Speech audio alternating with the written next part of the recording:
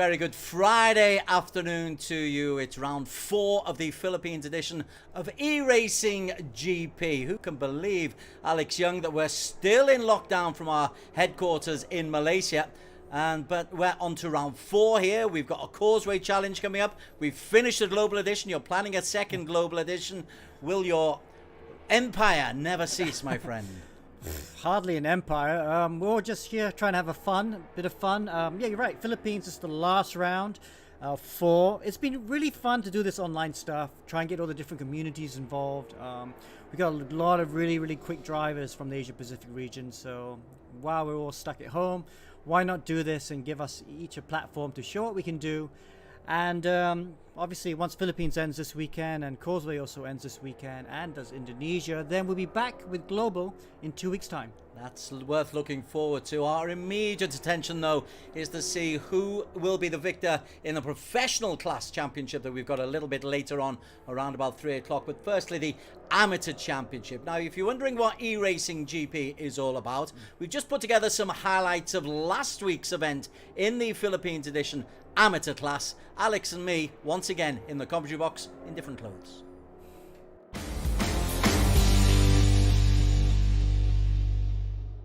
Very well, welcome to the Philippines edition of eRacing GP. It's all the brainchild of that man, Alex Young.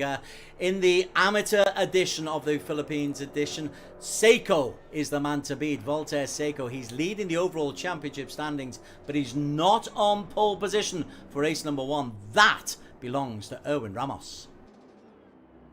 We are under orders and now underway. Seiko in the blue, looks like he's got off to a good start. No, Ramos just edging in front. Mutoc is barged out of the way by Santos behind him, but it's Ramos who leads the way going through to the first corner, and that is crucial on this circuit because it's a very fast opening to the lap, Alex Young.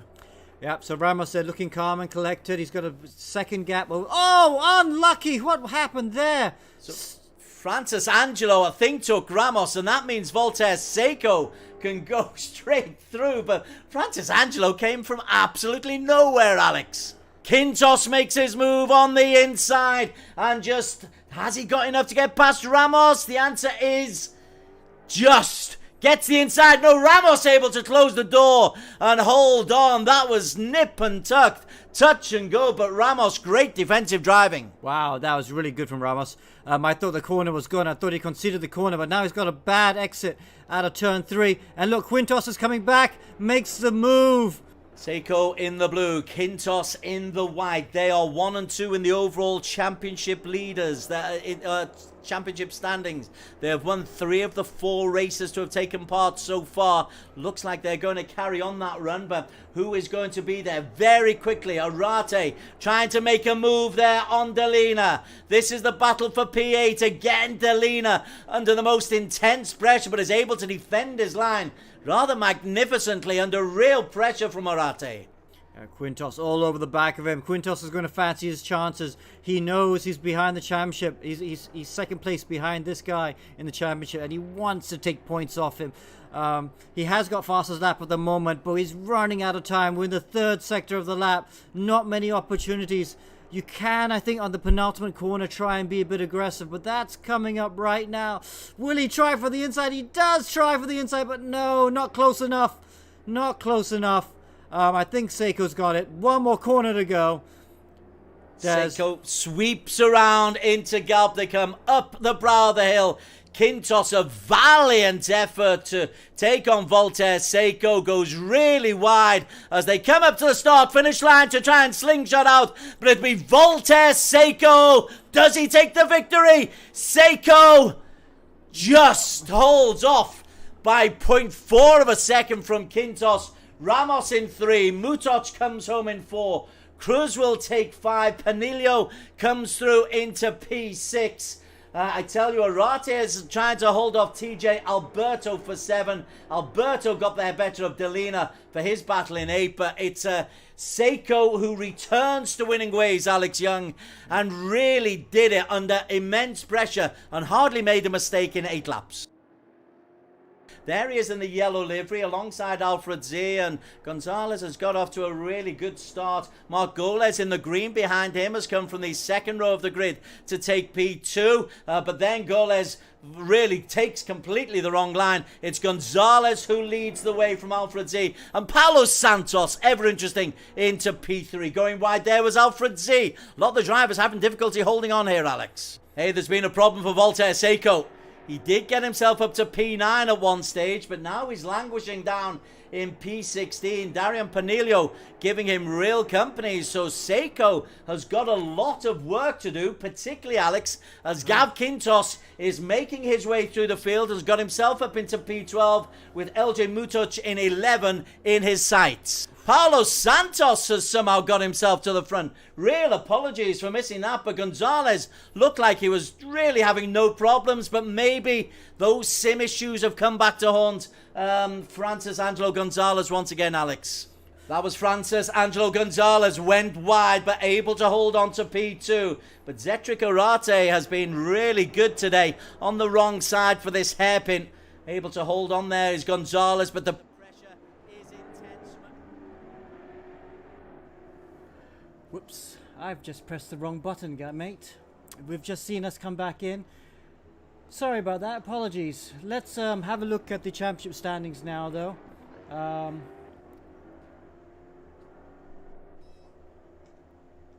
are the championship standings? Well, here are the championship standings, and what we can tell you is that there are 49 possible points available. It was a victory in the end in race number 2 for Paulo Santos, but he's not one of the 5 who can mathematically win the title. Juriel Cruz theoretically is still in the championship race, as in Erwan Ramos, but really this is a 3-way battle between Voltaire Seiko, who won race number 1 at Portimao last weekend, and Gav Quintos, who has come in on a real firestorm after missing underscoring in round 1. He's been on the podium in 3 of the last 4 races, so really it's a race for the title between those two, Alex Young. Yeah, Erwin Ramos as well. He's been super quick, 2 poles in the last 2 races, but bit of bad luck, especially the last race. Got hit by a driver that had a sim failure, rig failure, so he was able to still be in 4th position. He'll be right at the fight today for sure as well. Okay, let's have a look at the races that we've got ready for you for today.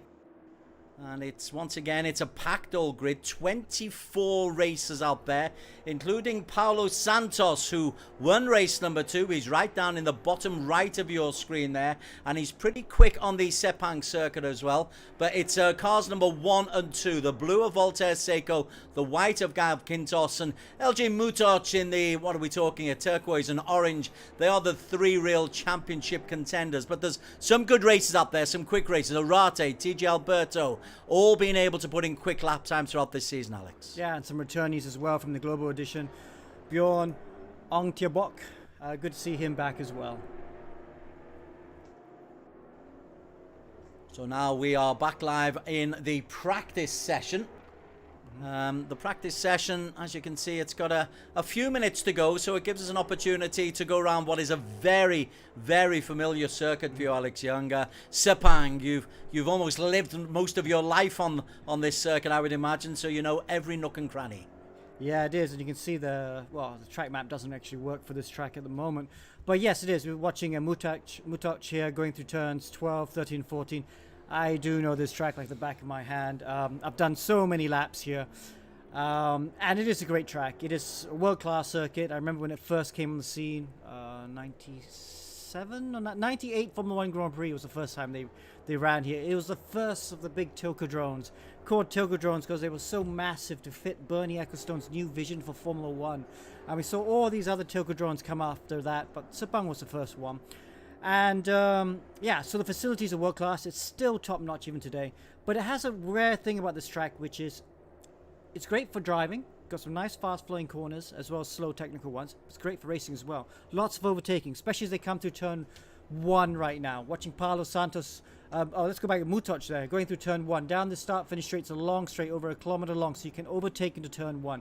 See how it tightens up with you, and then it goes straight to turn 2. Slowest corner on the track. Very important to get a good exit out of there because you are full throttle for a long time.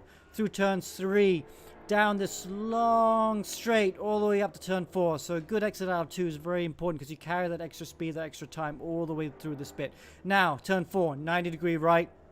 Spot your braking, turn in just right and get on the power at the apex. Use a bit of curb on the exit as well. Now turns 5 and 6, fastest corners on the track, lots of fun, especially in a Formula 1 car. These 2 corners in a Formula 1 car are mega.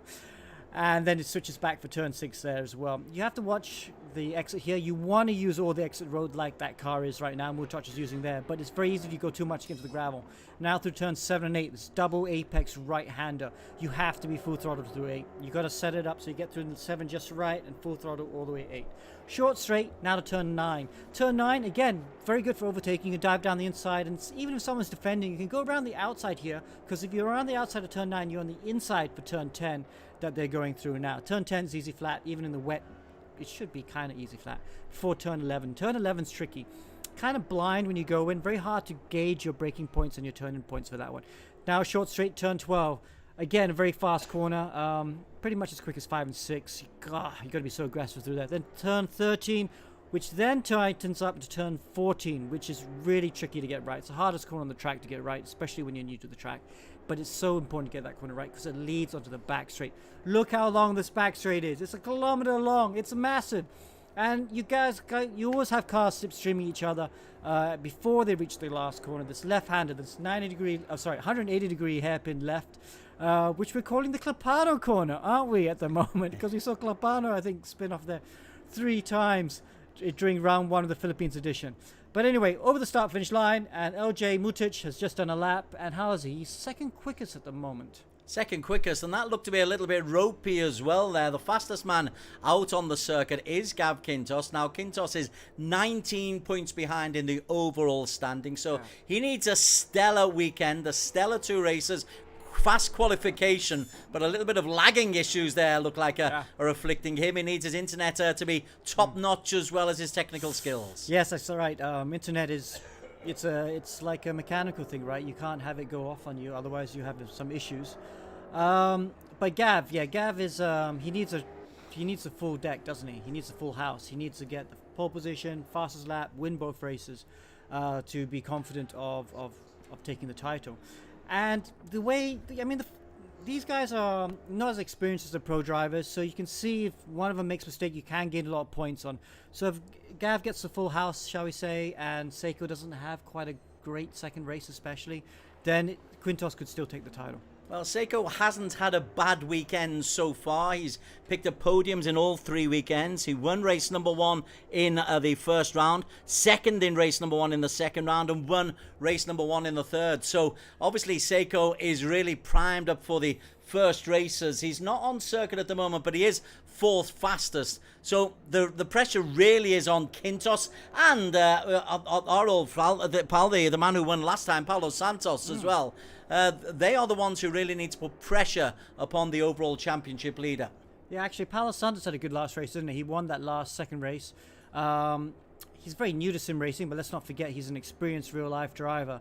So I expect him to have another good weekend. You can see his form just getting like this as he improves and he gets used to trying to gauge speed and braking distances just through a small little monitor. Some quick guys out there as well. We've been impressed by the work of TJ Alberto as he swivels into turn number 9 as they sweep up the hill. Now, these guys have all had an opportunity to practice on this Sepang circuit throughout the week, and TJ, he knows this circuit from his biking days, but the bikes and the sims are 2 very different animals, Alex. Wow, yeah, I can't even imagine. I mean, the bike riders are a completely different breed.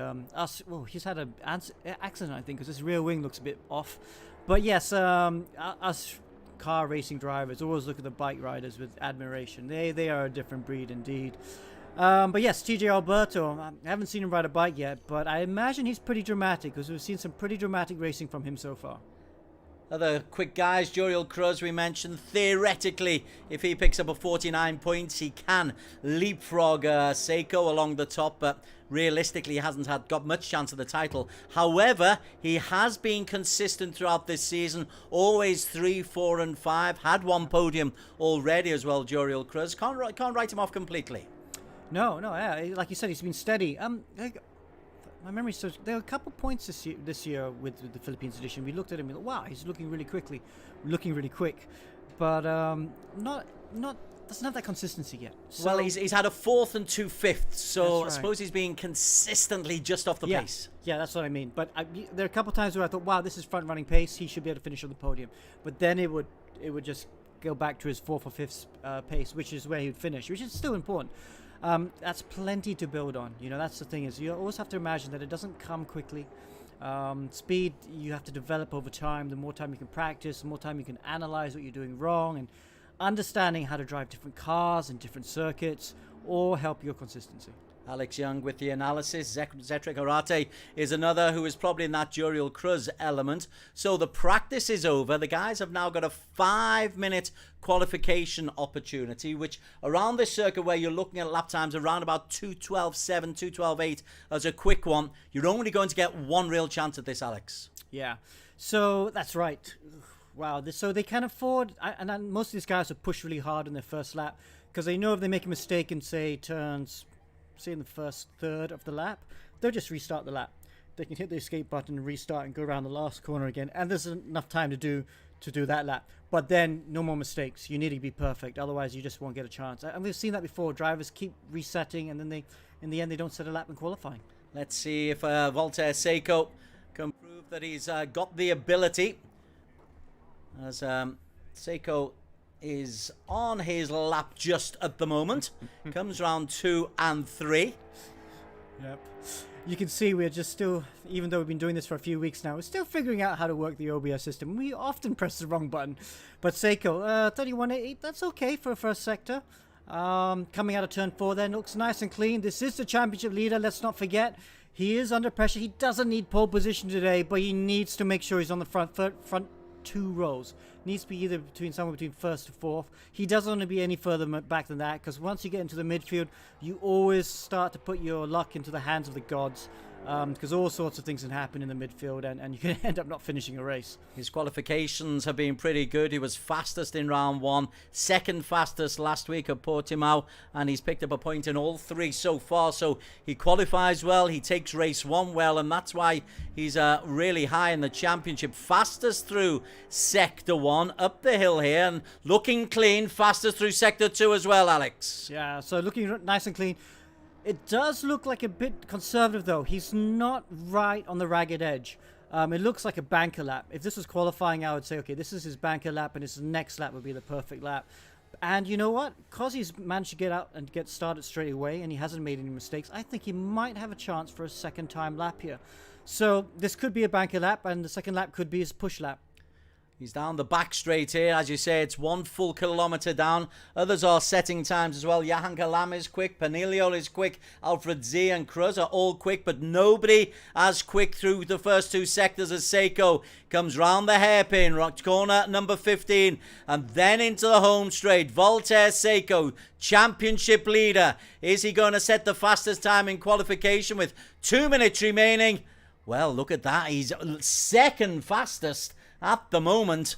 Sector 3, not as quick as he would have liked, Alex. Yeah, 2:11.9. That's not bad. I'm expecting pole to be 11 flat. I think he has enough time to do 1 more lap. But let's look at his rival, Quintos. He's had to reset his lap. Look at that. So he's not even done a lap time yet. Quintos under big pressure here. Look at that first sector. A 10th down on Seiko. Because Quintos, I know, I've seen him do 11 flats right around, especially in the leaderboard, the qualifying leaderboard leading up to the race on the week. He was doing 11 flats quite easily. But now it's the pressure. Can he do it when the pressure's on? His championship rival has done 11.9, which is pole position at the moment. Quintos really needs a strong second sector here. His first sector was not good enough. Almost 2/10 down on his rival. He's pushing. Look at that. He's using much more of the road there than Seiko was. So you can see he's pushing harder, but sometimes when you push too hard, you end up making mistakes. And is that what's happening to Gav Quintos at the moment? Sector 2 now, though. He goes over the line. Whoa, he's still a 10th down. That's not good enough. He's going to have to come up with something heroic through this last sector if he wants to snatch pole position from Voltaire Seiko. Seiko is the man on pole at the moment. Erwin Ramos joining him on the front row of the grid as we speak. 50 seconds remaining in qualification. Quintos has got to really go full down to the metal here. The lag is hurting him. It's the long straight, the back straight at Sepang. Amateur edition, Philippines, amateur class, or the Philippines edition. What can Quintos do? Round the hairpin. Currently, his time is only as good for 16th, so this will improve it. But how quick will he be in the final sector as he comes through the line? And Quintos will get a time.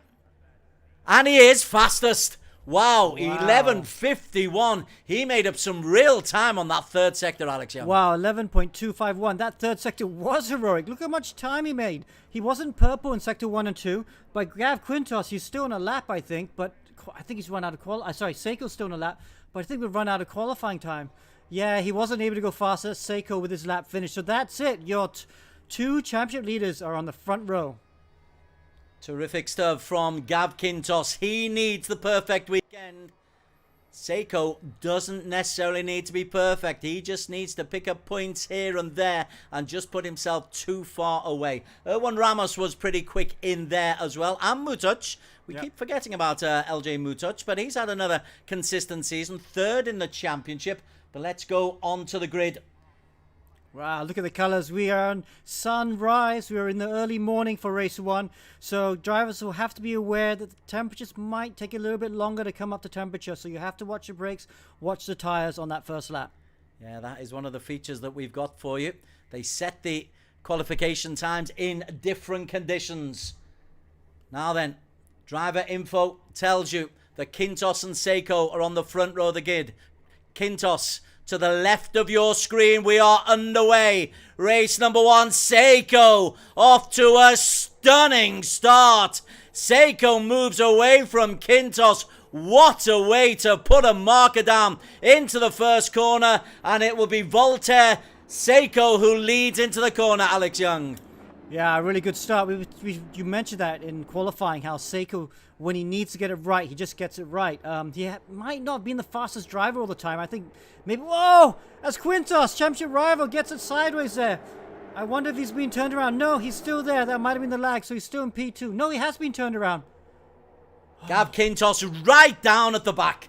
Wow. Gav Quintos has got to come through everybody. Voltaire Seiko just needs to be conservative. Carl Alfastino is the man in P2.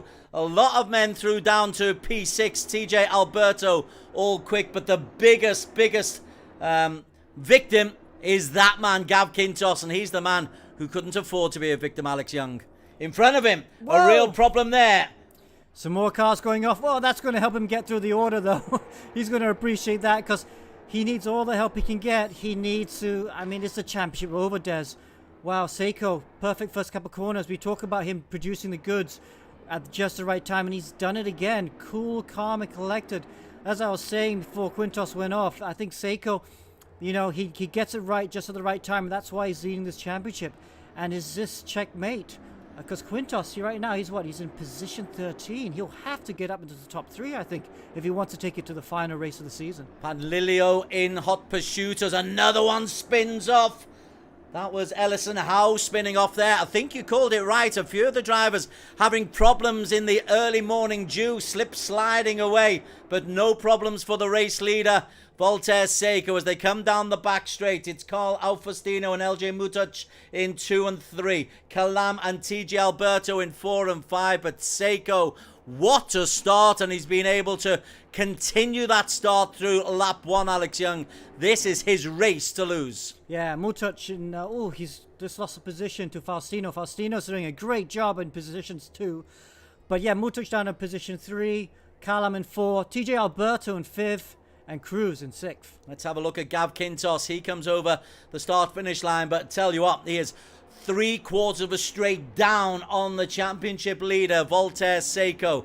Seiko, I can't get over the start that he made, though. Quintos was fastest in qualification, but Seiko just obliterated him on the grid at the start. Yeah, well, we were just talking about that. He just does it when the time is right. But just looking back at that battle for second position, look how close that is right now. Mutuch was side by side through turns 2, and he's going to look down the inside. Oh, he's making it go. Will there be space? Small touch. Nothing dramatic, though. And at the moment, he still stays in P3. TJ Alberto's got himself up into P4 ahead of Jahan Galam. Juriel Cruz, as usual, is competitive down in P6, making his way forward into P number 11 now is Quintos. And he's got a bit of track ahead of him so he can make progress, but increasing his lead. He's 2.4 seconds clear now. Voltaire Seiko in the lead. Yeah, Seiko's win to lose, championship to lose at the moment. Look at that gap, 2.5 seconds to position 2. He's doing a great job at the head of the field. Paulo Santos a little bit further down. He wants to make a move here. He's got Mike in front of him. Nice move down the inside.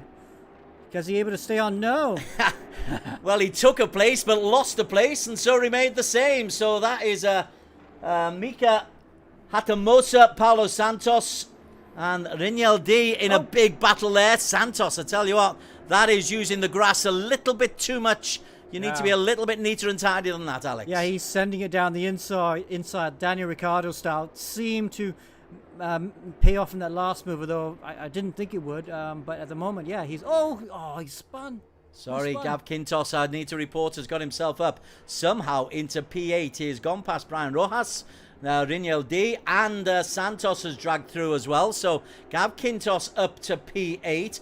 Faustino still in that battle with LJ Mutoc for P2. Mutoc will try to make a move, but disappearing over the horizon, out of our shot. Voltaire Seiko still got the lead, Alex. Yeah, very impressive. Oh, look at that. Down the inside, not quite going to make it.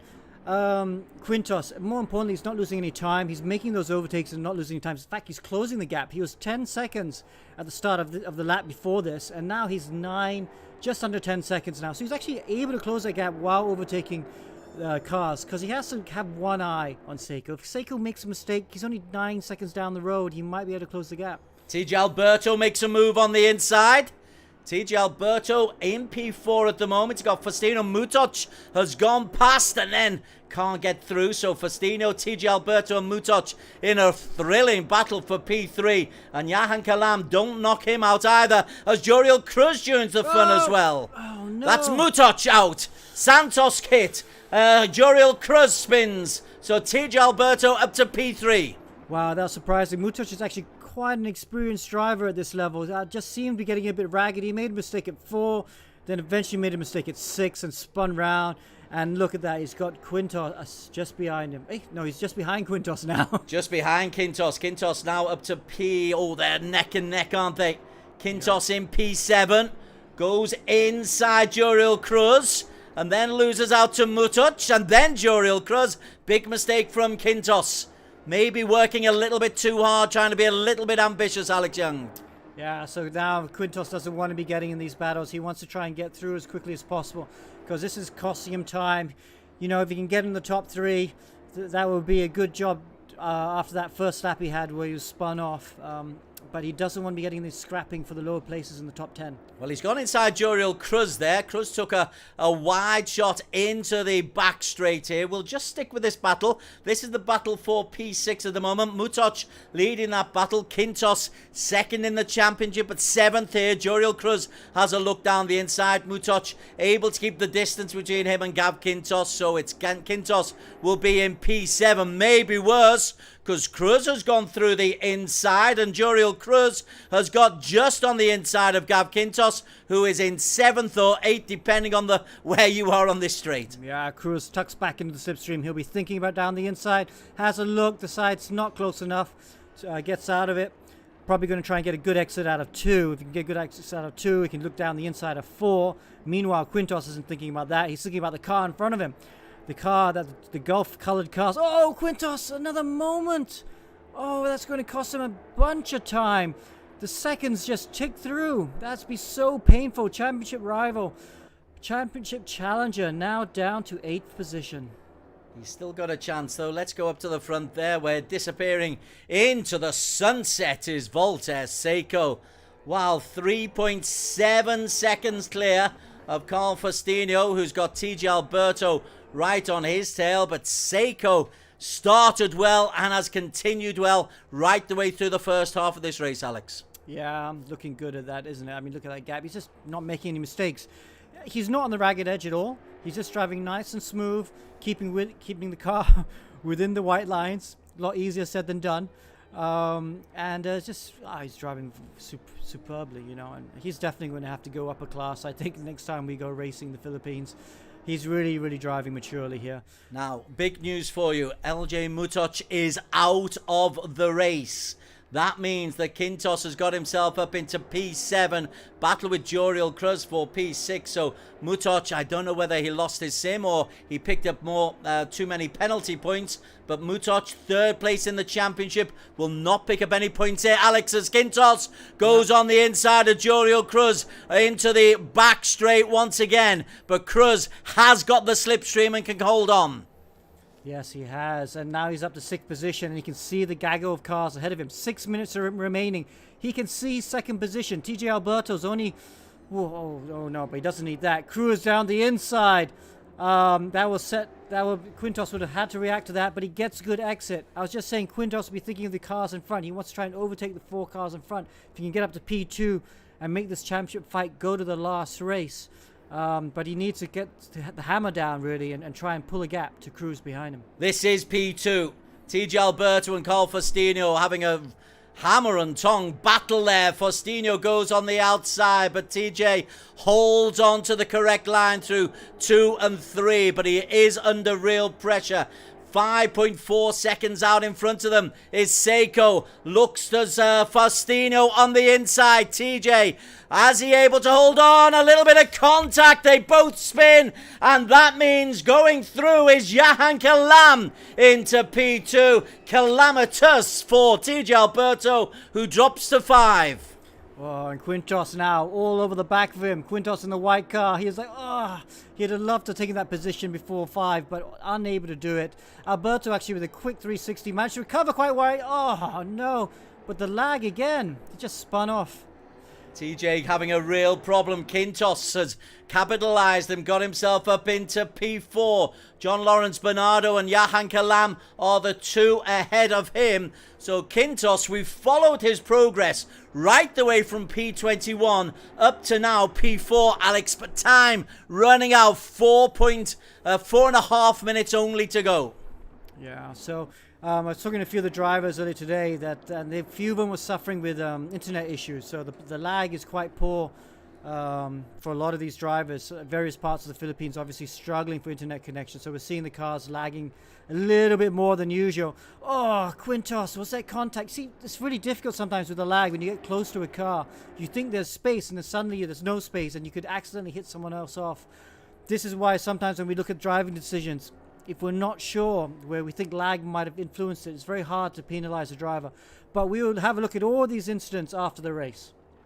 Well, I can tell you the lag has impacted TJ Alberto and LJ Mutoc. Both are out. Seiko, no problems for him. He's still leading. Kalam in second, but Quintos is closing in on him, although Joriel Cruz is still closing in on Quintos, and maybe Cruz can get that elusive first podium of the season for him.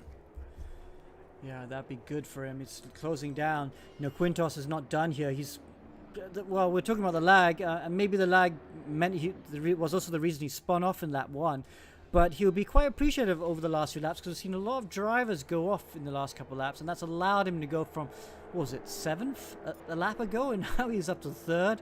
And it suddenly looks like 2nd is within his grasp with 3 minutes to go. He's just 0.5 of a second down on Jahan Kalam. Kalam, you can see him in the red. Quintos in the white makes the move all the time, shadowing as Joriel Cruz. Once again, Quintos has a look on the inside. They take this very quick left-right. Joriel Cruz is just there waiting to pounce, Alex. Quintos goes through on the inside. Gav Quintos looking for P2. Gets himself into P2 temporarily. Then loses it at the next corner. Wow, this is really good. Oh, there's more contact as well. Oh, almost saved it. Oh, wow, that was almost a heroic save there. We'll have to look at a few of these incidents after the race. Oh, gosh, I think there was contact again coming out of 8. Quintos there getting a bit too desperate. as he tries to get to the front of the grid. Well, real credit to him. By hook and by crook and by lag and by some real skill, he's moved up from P21 into P2. I think the 11 seconds difference between him and Voltaire Seiko will be too much to pick up. He's also got to worry about Juriel Cruz, who's just 1 second adrift of him. But what a race this has been by Gav Quintos. Yeah. Very, very good race. Have to say, wow, when he was after that first lap, I thought it would be a tough order to get in the top 5. But here he is, Quintos in P2. Let's just have a look at a real race a little bit further down as Paulo Santos strays off the racing line and then overcooks the corner. Completely takes the wrong line, temporarily got himself into P4, but then loses out to John Lawrence Bernardo. Tell you what, Paulo Santos is an exciting driver to watch. Yes, very exciting indeed. 1 minute to go. You can see the shadows still going across. We're now in the shadows of turn 3. But this man is not in the dark at all, is he, Des? He's driving superbly. 8 seconds. Look, he's just very much driving with himself, using a bit of curb on the entrance.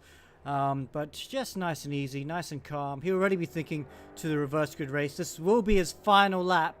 Well crafted first race win. He had a 19-point lead coming into this race.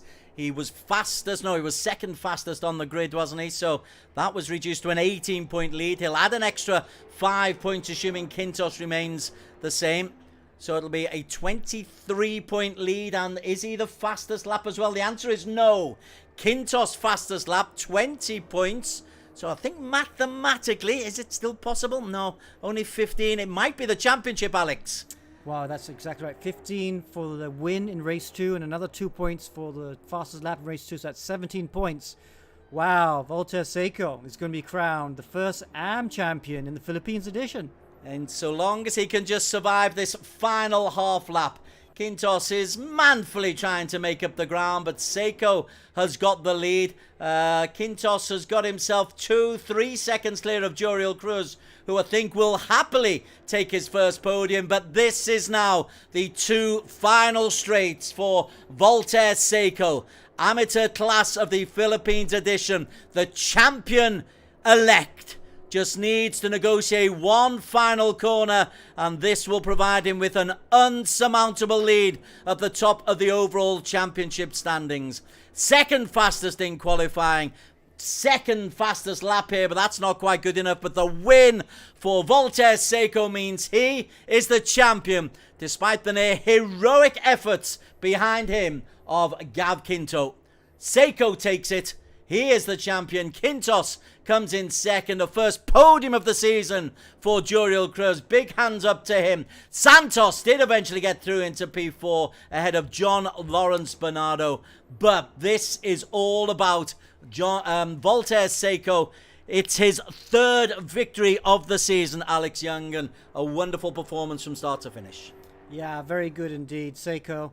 Well done, congratulations, championship, all yours, mate. And we'll just wait for the timing screens to come out so we can confirm there. Look at the white car in the distance. Quintos, wow, we thought he did all the right things in qualifying, didn't he? 5 points for pole position, really dominant pole position. I think it was on pole by like 6/10. So he's looking really good, but just not able to get the start off the line that he wanted to. And then he got spun out at turn 2, and that was it. And so there you go, confirmation. Indeed, Quintos picks up the fastest lap, 22 points for him.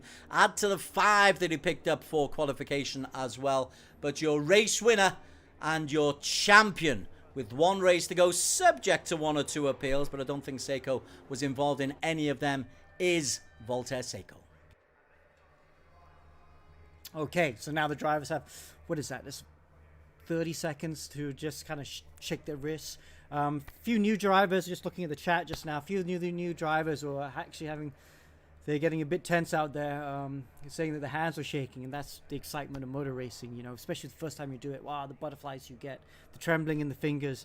So we're having a few drivers like that, so that's good. That's really good. That means you got the bug, and you're probably going to be doing a lot more races. So a lot of new boys out there, but they're having a good job. Now we go to race 2. It's a reverse grid race, and this is the afternoon. You can see the shadows are not long at all.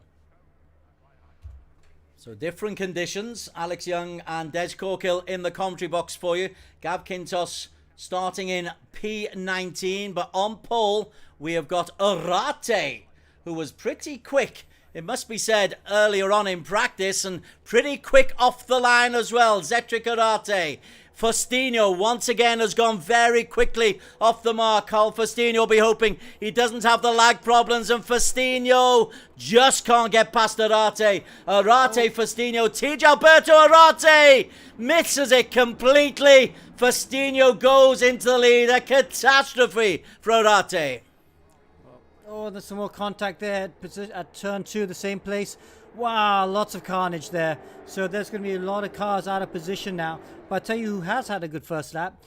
Seiko and Quintos. They're both, I think, inside the top 10. Yes, wow. This is Quintos in P7.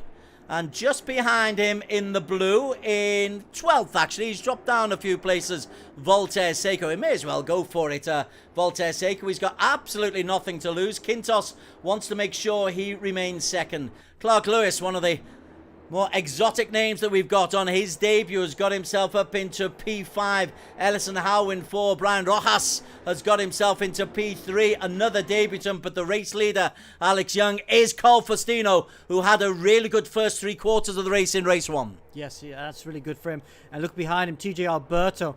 Alberto's not led a race yet, I think, but we've seen him be very feisty at the front. Could this be the time for him? He's got his eyes set on Faustino, who's leading the race at the moment. He definitely thinks he wants to have a go.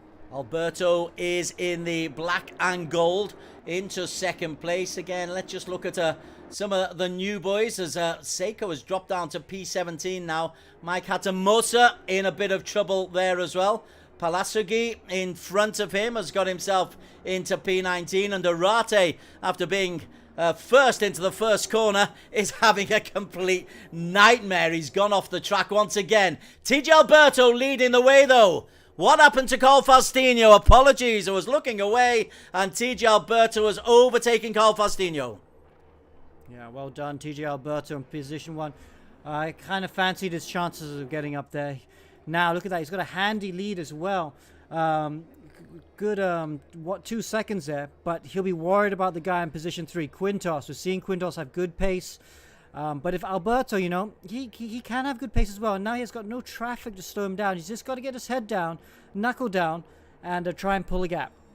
First lap time of 2:22.6, which off a standing start, not too shabby. Brian Rojas is the man in second place, but quite rightly you mentioned the man in third place. He still wants to pick up points for the overall championship, although Mutoc is... Where is Mutoc? Mutoc couldn't get connected, so Mutoc is out of race number 2, having dropped out of race number 1, so that leaves the field open for Quintos, although he left a little bit of space there. Yeah, Quintos now. Wow, look at that.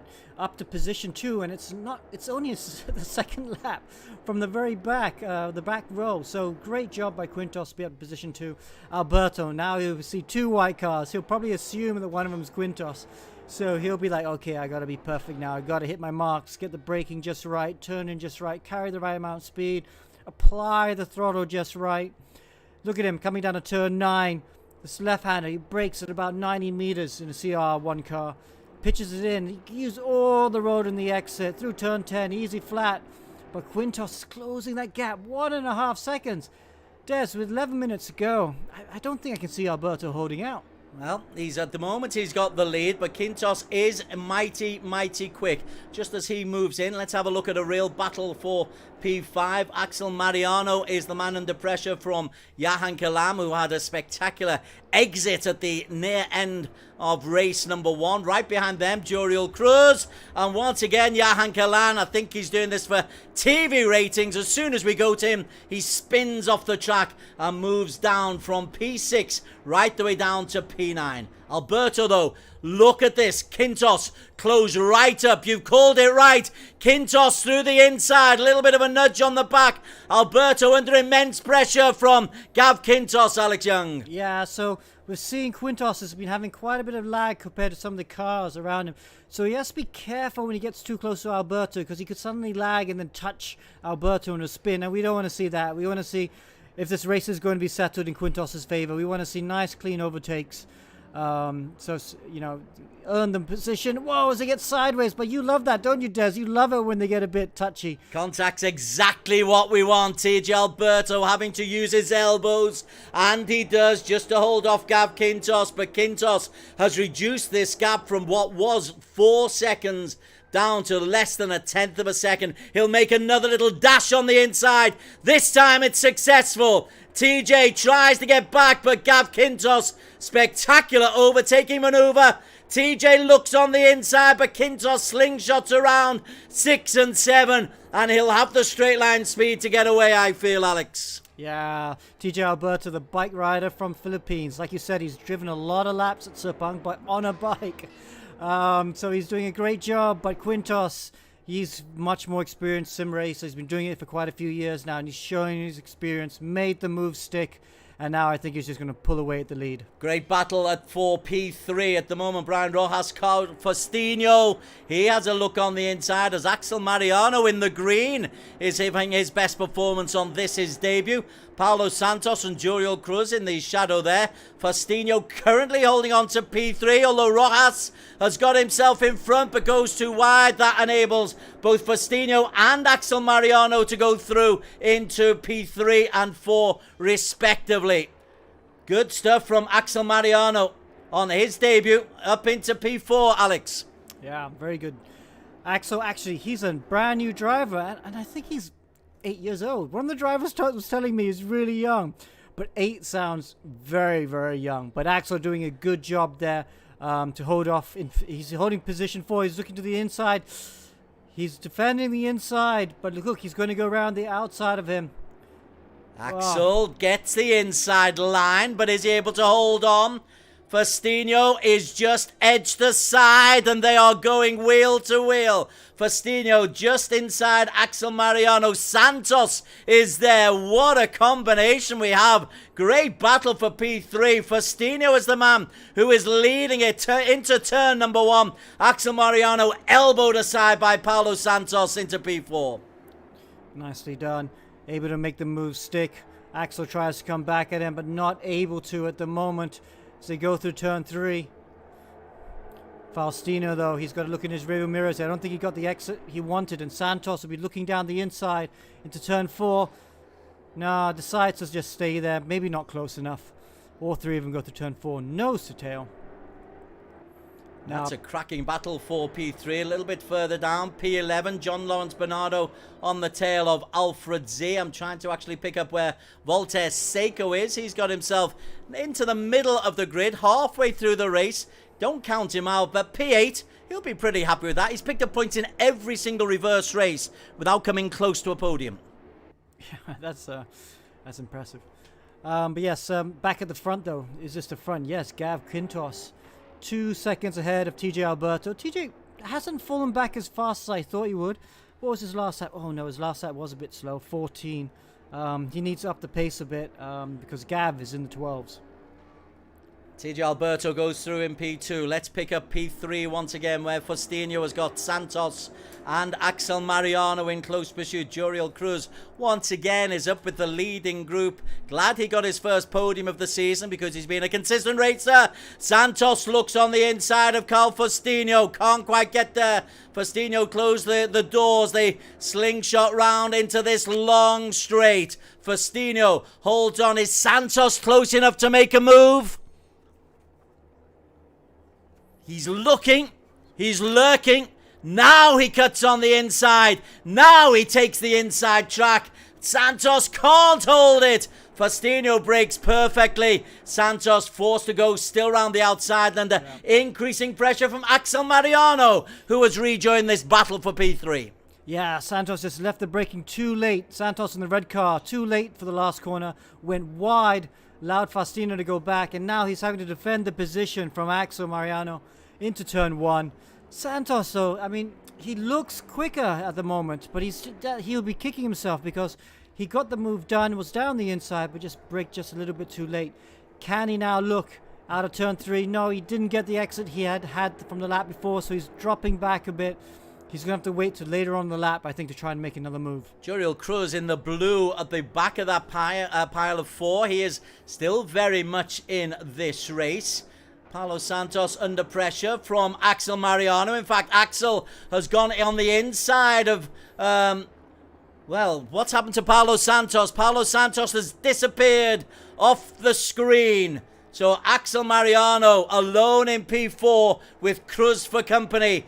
But it's Faustino in 3, Alberto in 2, but your race leader by now he's pulling away Alex Gav Quintos over 4.5 seconds clear of TJ Alberto. Yeah, Gav doing a really good job.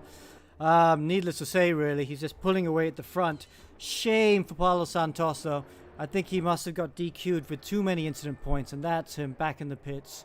His race is done. Quintos, though, that's the lead he's got from TJ Alberto. Again, the lag hurts him a little bit. Faustino got a healthy lead of points, nearly a second over Axel Mariano. But look out for Cruz. I've loved the way Cruz has just shadowed what's been going on in front of him. Although he's not been close enough to be able to make an attack yet, he might be able to get close enough on this long backstrake. Cruz goes wide, though, and that might just fox any attempts on this particular lap. Yeah, Juriel Cruz, though, you're right, though. He's looking very quick indeed. His last lap was a 13.6, his fastest lap of the race, which is considerably quicker than the cars right in front of him. So with 3 minutes to go, he's going to catch up to this battle. And it's a good battle indeed. It's going to be another three-way fight for the third position. Axel there looking at the outside of Faustino as they come down the start-finish straight. Not close enough, though. I don't think he'll dive down the inside, but he'll focus on just closing the gap a little bit more, try and get into the rear bumper of Faustino out of turn 2 to try and get a run on him into turn 4. We've got nearly 2 full laps to go, so opportunity for Axel Mariano and Juriel Cruz maybe to nick this P3. Axel once again has a look on the inside as they sweep round into this very quick right-hander. Carl Faustino under pressure from Axel Mariano. This is the battle for P3. Faustino gets it completely wrong, leaves the braking too late and loses 2 places. I think Faustino's just looking in his rearview mirrors too much, because I tell you what, Axel's close enough to try and move down the inside. He decided not to, but I think Faustino thought he was. Maybe he's looking in the rearview mirror too much and just outbraked himself into turn 4, ran wide, and allowed Axel with the green car and, of course, Cruz in the blue car to just cruise on by. You can see the little screen, bottom Axel Mariano. I think that's him. I think that's the young fella. If he is 8 years of age, this is a remarkable drive from Axel Mariano. But he's got Juriel Cruz trying to put the youngster in his place for P3. We've got best part of a lap and a quarter still to go. Axel Mariano, what a result this will be if he can hold on to P3, Alex Young. Well, I'll tell you what, that picture there, right there, that's the small fella is definitely him, because I recognize the big fella there. Looks very similar to someone I know. But yes, Axel, good job there. P3, wow, it'll be fantastic if we can hold on to third position. And this is first race with us in ERGP. Right, we'll just see if he can come under pressure, because you can see Carl Faustino is back in that race, having made the mistake. He's got Juriel Cruz in his sights. Faustino, will he make a gamble as Axel leads this little race by about half a second from Cruz? Faustino can't make a move, but look who is also lurking. Voltaire Seiko's got himself up into P7 and isn't too far behind Brian Rojas. In fact, only 1 second between Seiko and a 6th position in race number 2. Seiko is your champion. We know that. Seiko, yes, he is the champion. Position 7, he's just cruising on, as someone else said. So yes, just to let the other drivers know, also the Pro server is on. So please watch out for that. They will be getting into practice as we see the end of race 2 in the AM edition. Let's have a look at Carl Faustino as he looks on the inside of Juriel Cruz. Cruz needs to look behind him. Wants to get closer to Axel Mariano. Can't at the moment. Successfully defends one foray by Carl Faustino. Can he look after another? Seiko is looking to overtake Rojas.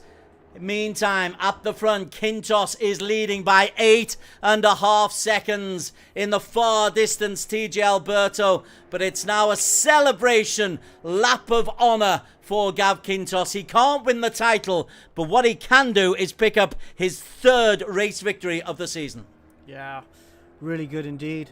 We'll try and actually have a talk with both those drivers, Quintos and Seiko, after this. We'll try and get them on Discord, have a chat. They have been the standout performers of the AM class in the Philippines edition. So yeah, this, he wanted the championship, but he'll still be pretty pleased with what he did in this reverse grid race.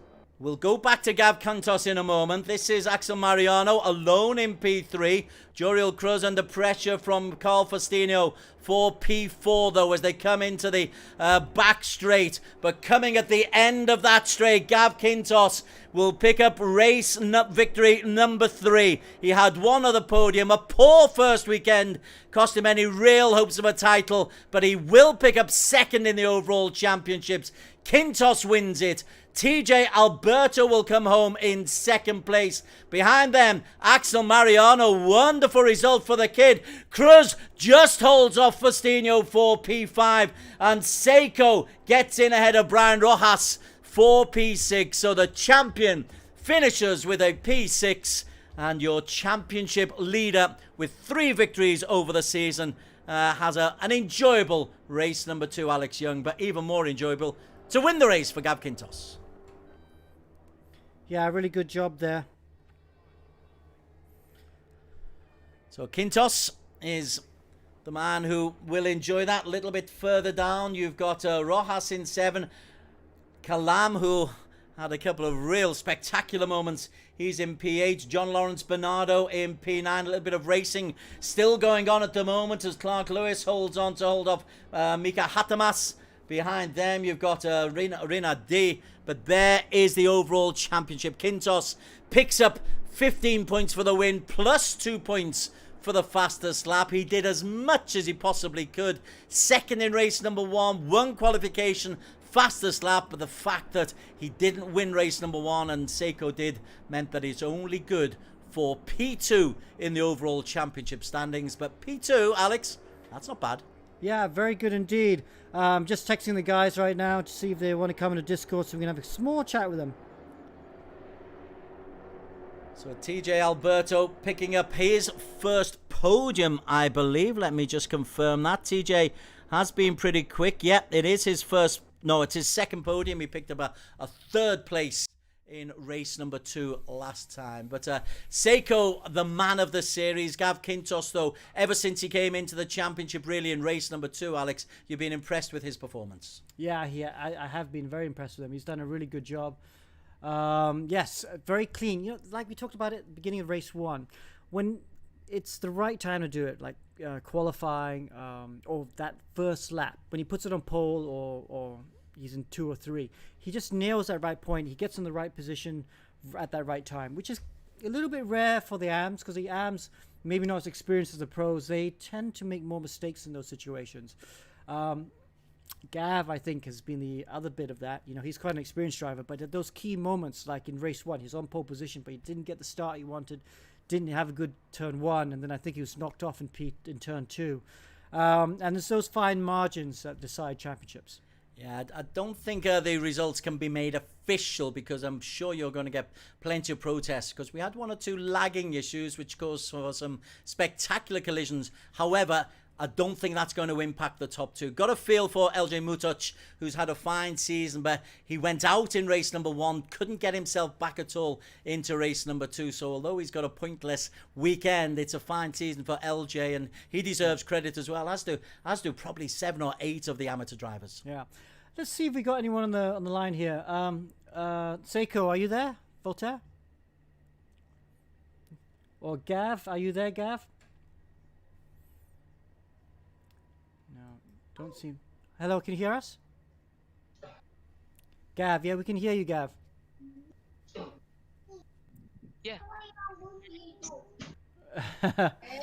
Is that you, Voltaire? Hello. Hi. Hello. Hey, Gav, Voltaire. Well done. You produced some really exciting racing for us just now. Maybe we'll start with you, Voltaire. You must be pretty happy with that. Championship is yours. Yeah, but damn, Gov is so fast. This Yeah, fourth race. yeah. Um, I just capitalized some consistency, but the race two is Mm, so not so good because of the traffic, and also some cars are lagging, so mm. it it's hard to identify if they are braking or they are going to a move or something. Yeah, that was true. Actually, talking about the lag. Gav, what did you think about the lag? It looked quite bad from where we were watching. Yeah, the lag is so bad. I don't know what the car in front doing. It's Yeah, shaking Yeah. a lot of the time. yeah. Your car in particular seemed to be lagging as well, Gav. We noticed that it was seemed to be going quite a bit. Voltaire's wasn't Yeah. so bad. Because I got disconnected on the first lap of the qualifying. Oh, I see. Well, you did a So good job to put it on pole then. yeah. So lucky to have that. Yeah. So, yeah, unfortunately, a few issues. Next time we do this, maybe we'll try and move servers, make it a bit closer to the Philippines, maybe. Yeah. So, Voltaire, can you take us through that first race? That first lap was very good. We were just talking about you Uh, just nailed that start. um, I think um if Gov is not lagging, I think we can do a same good start. Yeah, true. But I think the internet or the server just really sucks right now. Hmm. That's why he have a bad start. Also in race two, Yeah. I know he is a fast starter because on race two and race three, I'm doing a good, just good start, but he always manages to get in front of Okay. me. So yeah, internet. Cool. No worries. Des, anything you want to ask these But young three gentlemen? three wins in 4 out of your race ones, Voltaire. That's really consistent. You were quick in all the qualifications. You were quick in all of the key races. Was that a strategy that you were trying to make sure you picked up as many points as you could early on? The only strategy I'm doing is to practice the race and to be consistent. But as you can see, I can't still do a clean two races. I still spins Yeah. ultimately when there's a traffic. Well, all I can say for the traffic is because of that lagging. Yeah. But still, Yeah. I managed to have the champion for about, I think, 6 or 5 points. I think 4 points. 4 points. Wow, so Very close in lucky. the end. Congrats. Congratulations to you both. Yeah, I thank mean, you. obviously, That was really tough. yeah, and this is the part of the thing. As you do more laps, you get more experience. It come to you, racecraft, obviously, and hopefully, better internet connection also works as well. So well done to Volta Seiko, champion, shall we say? And Gav, Yeah. Thank you. Gav I Quintos. did a quick math. It's champion by 4 points. 4 points. It's pretty close. I mean, you were fastest lap in both of the races. You were fastest qualifying. You needed a 49-point weekend, and Voltaire to not quite have a perfect weekend. Yes, so near yet so far, Gav. Yeah. All right. It's all right. It's a really fun race. Great. Yeah. Well, Yeah, thanks very actually. much. Congratulations again, and we'll probably see you in the Globo in a couple of weeks. Yes, hopefully. Yes. Cool. All right. Thanks again, guys. Thank you. And Have a nice congratulations. It was great fun working with you. Okay, so Des. Yeah, me too. Yeah. So Des, the pro server opened a little bit late, so we have a bit of time here. There's quite a bit of time. Let me just check what we're doing with the server. Yeah, it's all been open. Yeah, so I think we might as well just take a small break, and we'll come back in 5 minutes. And we'll come back in 5 minutes with the highlights of the last pro race from last weekend, round 3. Yeah, then we'll get on with the pro guys. In the meantime, congratulations to Voltaire Seiko, champion of the amateur edition of the Philippines edition eRacing GP.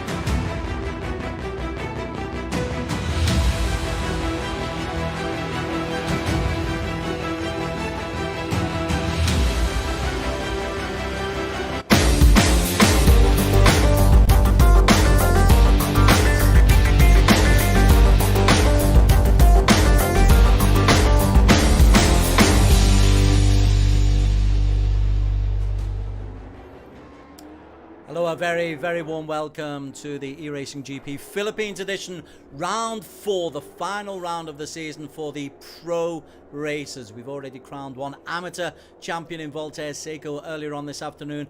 The pro champion really has been Luis Moreno as the story of the season. It would need a calamitous weekend for him to be denied by Inigo Anton. It's been so good for Luis Moreno. The only Anton amongst all the other competitors, Alex Young, has got a mathematical chance of stopping him taking the title. Yeah, it's going to be close indeed. So, but I mean, not really. I mean, sorry, there's a big gap, but the racing will be close, and that's what I look forward to later.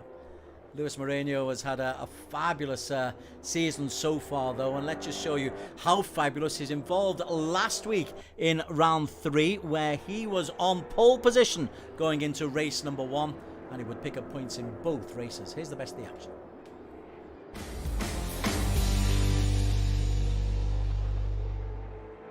Pro racers in the Philippines edition of eRacing GP, round 3 of 4, the brainchild of Alex Young. Luis Moreno has said, though, I want that title. I am going to take it. On the low Inigo Anton posted a very fast qualification lap. Moreno was 4/10 quicker. Could he make it pay on the track? Ready, and we are underway. What kind of a start can Inigo Anton get? Well, Clapano's come from the second row of the grid. Can't move, but a man who has come through is San Mateo. Terrific start from Miguel San Mateo. Moreno in first place, but San Mateo comes from the second row of the grid to take P2, Alex Young. Moreno's lead is 2 seconds ahead of Miguel San Mateo. He's a second half ahead of this battle for P3 with Alexis Clapano in the yellow just edging on. Will Inigo Anton make a move on the home straight? It's a long home straight. Clapano pushes Anton to the extremities. Anton gets the inside line. Clapano able to hold on. These two going hammer and tong once again. Yeah, Clapano. Oh! Inigo just gets down the inside. Anton, nicely done. Anton was too conservative through T1, allowed Clapano to just go around the outside, but made amends for it into T3 with a nice dive down the inside. San Mateo under pressure. Anton goes past San Mateo. What was a 3-second lead, Alex, evaporated. Inigo Anton has found that speed, moves up into P2. Sweeping around this long right-hander, Luis Moreno, 87 points in total. He's going to be adding at least another 25, maybe 27. He also gets a pole position, so Luis Moreno, a perfect start. Inigo Anton will come through in P2. San Mateo holds off Alexis Clapano for P3. Lalave will lead Tagulo into P5, Tagulo 6, and on debut, Lacuna able to hold off Dean Jose for P7. Joaquim Garrido has to be content with P9 ahead of Darrell Brady. There they are on, so that means that everybody is under starters orders. Christian Duque and Thomas Rosales are on the front row of the grid, and we will be now underway. Duque, what kind of a start can he get? It's not too bad, and he's dragged Voltaire Elman alongside with him. So the green, blue and red are leading the way round the first couple of corners. That's a decent start. Darrell Brady's off to a half decent start. Moreno has already... Oh, Moreno down right at the very back, Alex Young. Just getting himself in a little bit of trouble there. He's got himself in P13.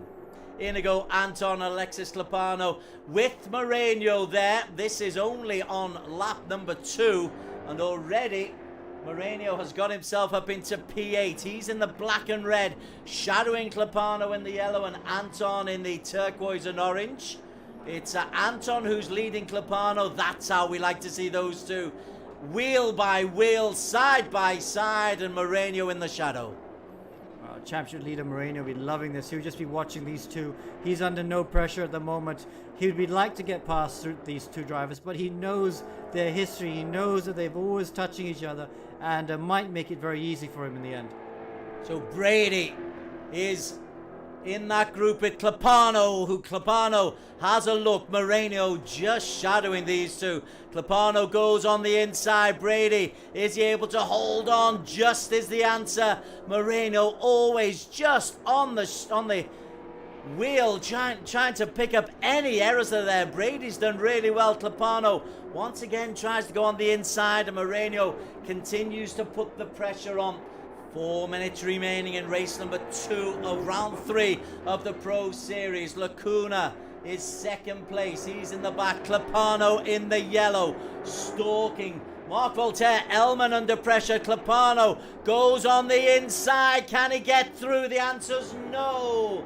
Clapano, though, under now pressure from Luis Moreno. Moreno in the black and red, fastest part of the circuit, still holding on. Lacuna into the lead ahead of Voltaire Elman. Lacuna, instead of losing P2, takes P1. He has to make the move now because Moreno's all over the back of him. Yes, go around the outside, Clapano. You can go around the outside into turn 1. You just have to be brave. Brake a bit later. No, Elman does cover the inside. He holds on to the position. Goes through turn 2 now. And now Moreno's on the inside of Clapano. Clapano mustn't panic. He's going to go try and go around the outside of Elman. He's making the move stick. He's on the inside for the next corner. Oh, contact. Contact! Well, Clapano has disappeared off the screen. Lacuna leads from Elman. Moreno third. Anton fourth. And Clapano, well, he has gone off the screen completely. He's got half a lap to go to win his first race with us. Luis Moreno not making much of a headway, actually. Indeed, going backwards. It's over 2 seconds now. It's the biggest lead that Lacuna or anyone has had. Moreno second, Elman third, Darrell Brady now in P4 ahead of Matteo in the black. Right then, Elman under pressure from Darrell Brady. Let's have a look as they come up the main straight, and the race will be won by Jamil Lacuna. He takes the victory. Luis Moreno second place. Fastest lap though will go to Moreno. P3, Elman holds off Brady just about. Brady. So a first and a second for Luis Moreno mean that he has got a massive lead at the top of the championship standings. Inigo Anton, 5 podiums, 5 second places in 6 races, but despite that consistency, only in P2. It was good to see Jamil Lacuna become only the 3rd different driver to win a race when he won race number 2 at Portimao last week, but the championship is only between the top 2, Moreno and Inigo Anton. I'm sure though Alexis Clapano will want to have some kind of an input because he and Anton have gone wheel to wheel so many times so far this season. Moving on to the competitors for today, Moreno, of course, Anton and Clapano, they're the 3 that we'll be looking at, but there's some quick races out there. San Mateo's had a podium, Dean Jose's been involved in some really quick races, Lacuna picked up the victory last weekend, Elman is always there or thereabouts, and Garrido can drive pretty quickly as well, so there's plenty of depth in this, and a debutant as well, Paul Bass coming in for his first drive of the season in this CR1 Cup Pro Edition in the Philippines edition. So Alex, plenty of great competition out there for Luis Moreno, but it's still his title to lose. Yes, that's true, Des. I mean, like we're watching him right now, Anton and Clapano, they have the pace to challenge Moreno, but you know Moreno has dominated. You could see he's a very experienced sim racer, races with Legion of Racers, you know, very experienced team within the region. So Moreno, it's not surprising to see him win. But like I said, Anton and Clapano, they have the speed to challenge him. Maybe not the experience yet. You know, when putting together a lap in qualifying, sometimes they don't quite do the job, or even the racecraft. You know, that consistency isn't quite there. But if Anton can just find a bit more, you know, they are capable. They are capable of putting it on pole. and winning outright. But they just have to raise the level just a little bit more. As we say with Anton, he's had 5 P2s in 6 races so far. The only one he missed out was last week. He's also been second fastest in qualification in all 3 editions so far. So he's not far off being really consistent. Yeah. Maybe it's just Moreno is just that much better. Yeah, well, I mean, in Anton's case, though, Anton's only been sim racing a couple of years, so I'm quite interested to see how he goes. Drivers can always improve. Sometimes you think a driver's reached his peak, and he may even stay there for a few years. But let's not forget, Nigel Mansell, the 1992 Formula 1 champion, and I say this all the time, he did Formula Ford, which is like entry-level basic stuff, for 6 years. He did it for 6 years because he was crap for 4.5 years of it. He took a long time to get going, but when it started to click, you know, he suddenly started rocking up, and then he went to Formula 1 and he was quick straight away. But even then in Formula 1, he took a long time to show the form that he could win World Championship. People could see he was quick, but he could make the most insane mistakes and would throw away races. So Mansell's always a good example that you can always raise your potential if you're willing to work at it, don't give up.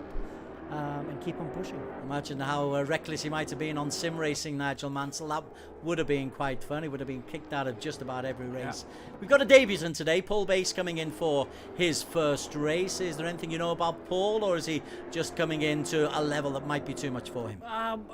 Yes. Actually, no, I don't really know that much about him. He was about a second off, 8/10 off the quickest lap in the leaderboard, in the qualifying leaderboard in the week leading up to this race. So he's pretty decent.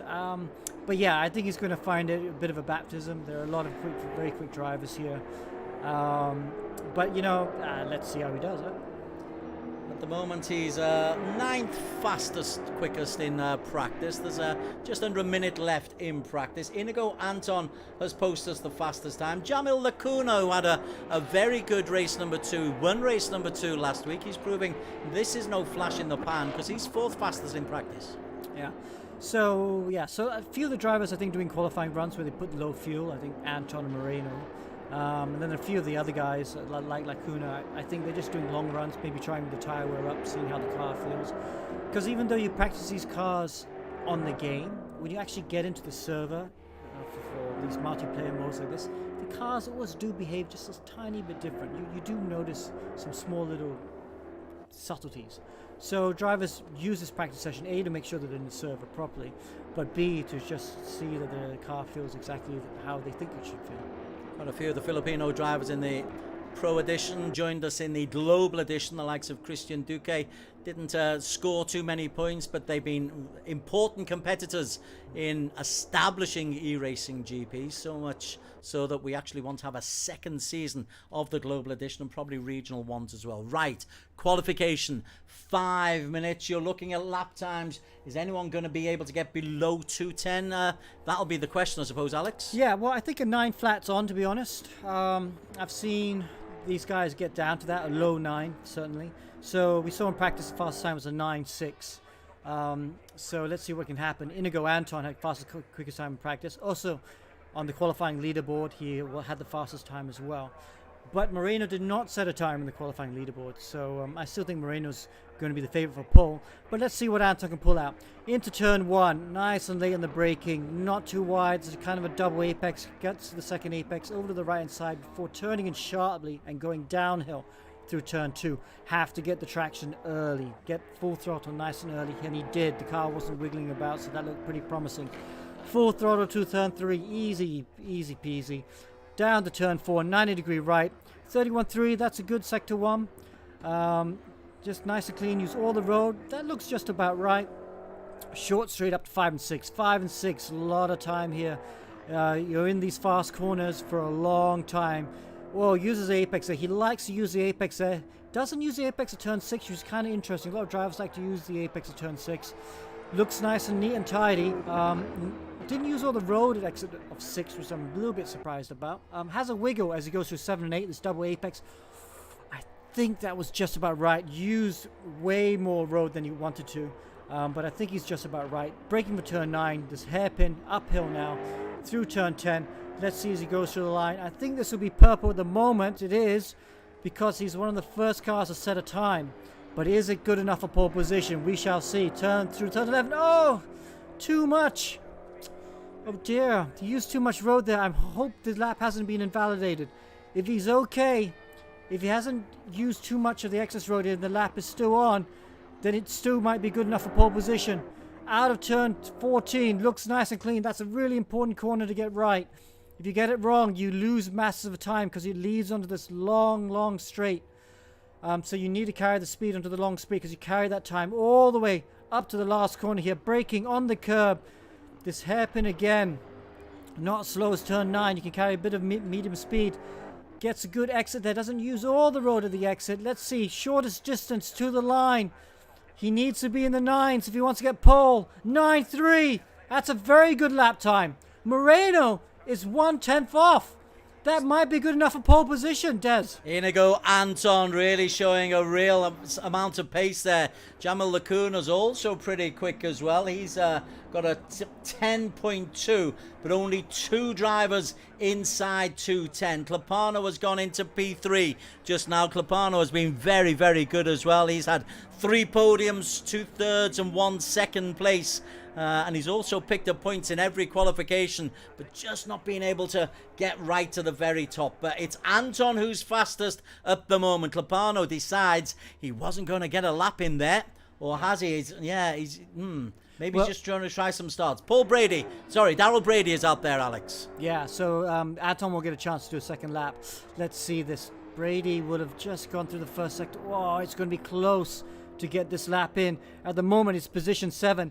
He hasn't, I'm not sure if he's put as much practice as the others because we know he's quite quick. We've seen him be very quick in the global edition, but these cars have not suited his driving that much. He hasn't been up running in the top 3 as much as I thought he would have been when we first came to this global edition. But let's see what his first sector is. 4/10 out in that first sector. Let's see what sector 2 is.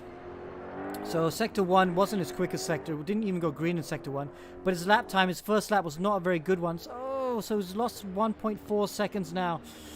Yeah, I'm not sure he's going to improve much. It's going to be about the same lap time. So I think position 7, maybe position 6 if he can get this lap time done, because he's running out of time to complete the lap before the end of qualifying.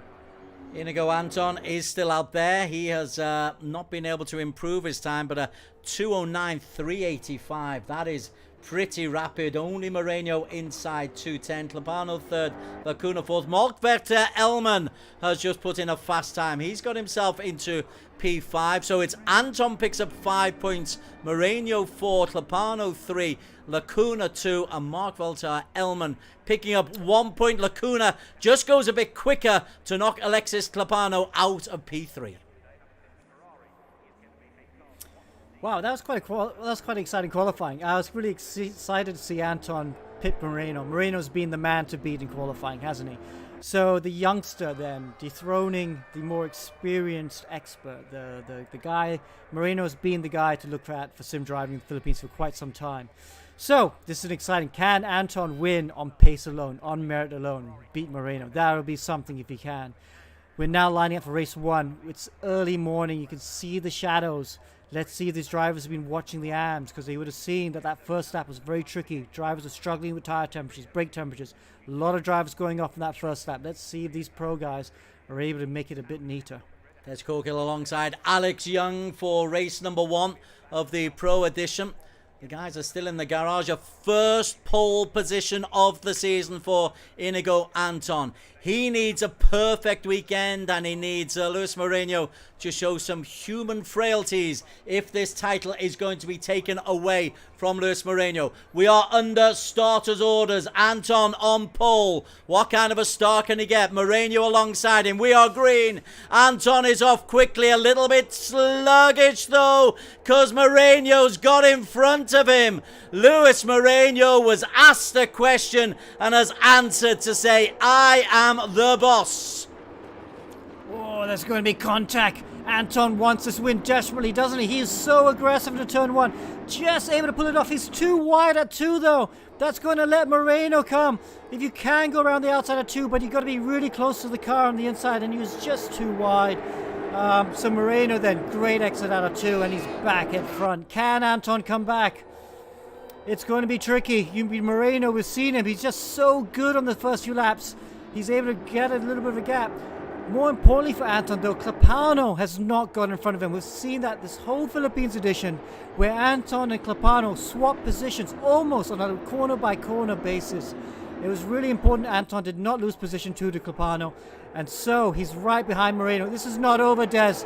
Maybe Anton can come back in Moreno before the end of this lap. But the 3 stars of the Philippines Edition Pro Class, they are in 1, 2, 3 at the moment. And Moreno really showing his mettle. Inigo Anton was fastest, didn't get off to a bad start. Moreno just getting off to a better one as they come up the hill through 9 and 10. Moreno's positioning is perfect. Inigo Anton, as you say, he really wants that flashing the lights to say, Lewis, get out of my way. But I don't think Moreno is going anywhere. A little bit further down, San Mateo is leading a little posse of chasers in P6 at the moment, with Brady and Terence Lalave fourth in the championship standings, also in that little group. But the story, as always, Alex, is about Anton and Luis Moreno. Yeah, Moreno running a bit wide out of turn 14. I'm not sure that would have cost him. It might have been intentional, and the gap looks a bit too big between the two leaders. So Anton's not going to go down the inside, but surprisingly enough, Moreno's defending a little bit. He is worried about Anton. He is a bit worried about him. So let's look at the exit out of the last corner. No, still good exit out of the last corner. I don't think Anton's close enough yet to have a go into turn 1. As they come out of the dusk, Moreno from Anton from Clapano. Little bit further down, let's see how Davidson Paul Base is going. Currently in P10 base in the gold and black, just losing out to Gabriel Tayo. Terence Lalave also in that group. Sev Tagulo, one of the regular competitors in the global edition, in the green, not far behind. So really good competitive racing further down. Miguel San Mateo under pressure from Darrell Brady. Brady in the green looks to attack on the inside, but good drive through from San Mateo. Brady and Lalave are in chasing, but Moreno still leads, Alex. Yeah. Anton there brought the gap down to 3/10, but had a small wiggle out of turn 4, and that's cost him a couple tenths. But he's not giving up, is he? He really wants this win, and we'd love to see that happen. We'd love to see, because he's trying so hard. You can see that. Moreno, though, he's now into his rhythm. He looks very calm and collected. And Moreno, with the experience he has, once he gets into his rhythm, he'll be very hard to unseat. So Anton needs to try something. He needs to get a bit closer. Maybe show his nose a couple times. Try and unsettle Moreno. If he can do that, put some pressure on. You never know what might happen. A little bit further down, San Mateo under pressure from Darrell Brady. Love Darrell Brady's contributions during this season. The green trying to get close to the car of San Mateo. Lacuna just in front of them. Lacuna, I tell you what, Alex, after a victory last time, he's proving it is no flash in the plan. Currently in P5, Mark Voltaire Elman is within his sights. Yeah, Lacuna's been super impressive since he joined us. I can't wait to see how he progresses, actually. It'd be nice to see him in the Global Edition, because it looks, this sort of race-by-race progression bodes well for the future. Maybe he looks on the inside of Mark Voltaire Elman. Has a little look, but Mark Voltaire's got the straight line speed, leaves the braking just perfectly. Lacuna no way through there, and Lacuna is actually under pressure from San Mateo. Darrell Brady has closed up there once as well, but it's Moreno from Anton from Clapano as we approach the 10-minute mark. The championship elect is there for Luis Moreno. Victor in this race, and the title is his. Yeah, look at that. Anton's had a very good last sector again. Looks like he's had a good one first and second lap. Oh no, runs wide at turn 2. That will cost him some lap time. I just spoke too soon. It looked like he was getting right onto the gearbox of Luis Moreno. Moreno now has some breathing spoon. Not that much though. He's still within 3/10. So Anton is looking a little bit better. We saw him lose a bit of time at this stage of the last lap. So he'll need to see how he is through the second sector. Second sector looks like he's not quite as clean as Moreno. He doesn't like to use the apex at 6, and he doesn't use all the road at 6. He is now, though. Wow, look at that. So he is trying something different. Anton is trying something. He's watching Moreno. He's looking at what Moreno does, and he's seeing if he can try and eke out a little bit more time to put pressure on the championship leader. These two are class apart, a little bit further back, a real good midfield scramble. Lalave in the blue, under pressure from Brady and Paul Bass. Paul Bass not too far away. San Mateo in there as well.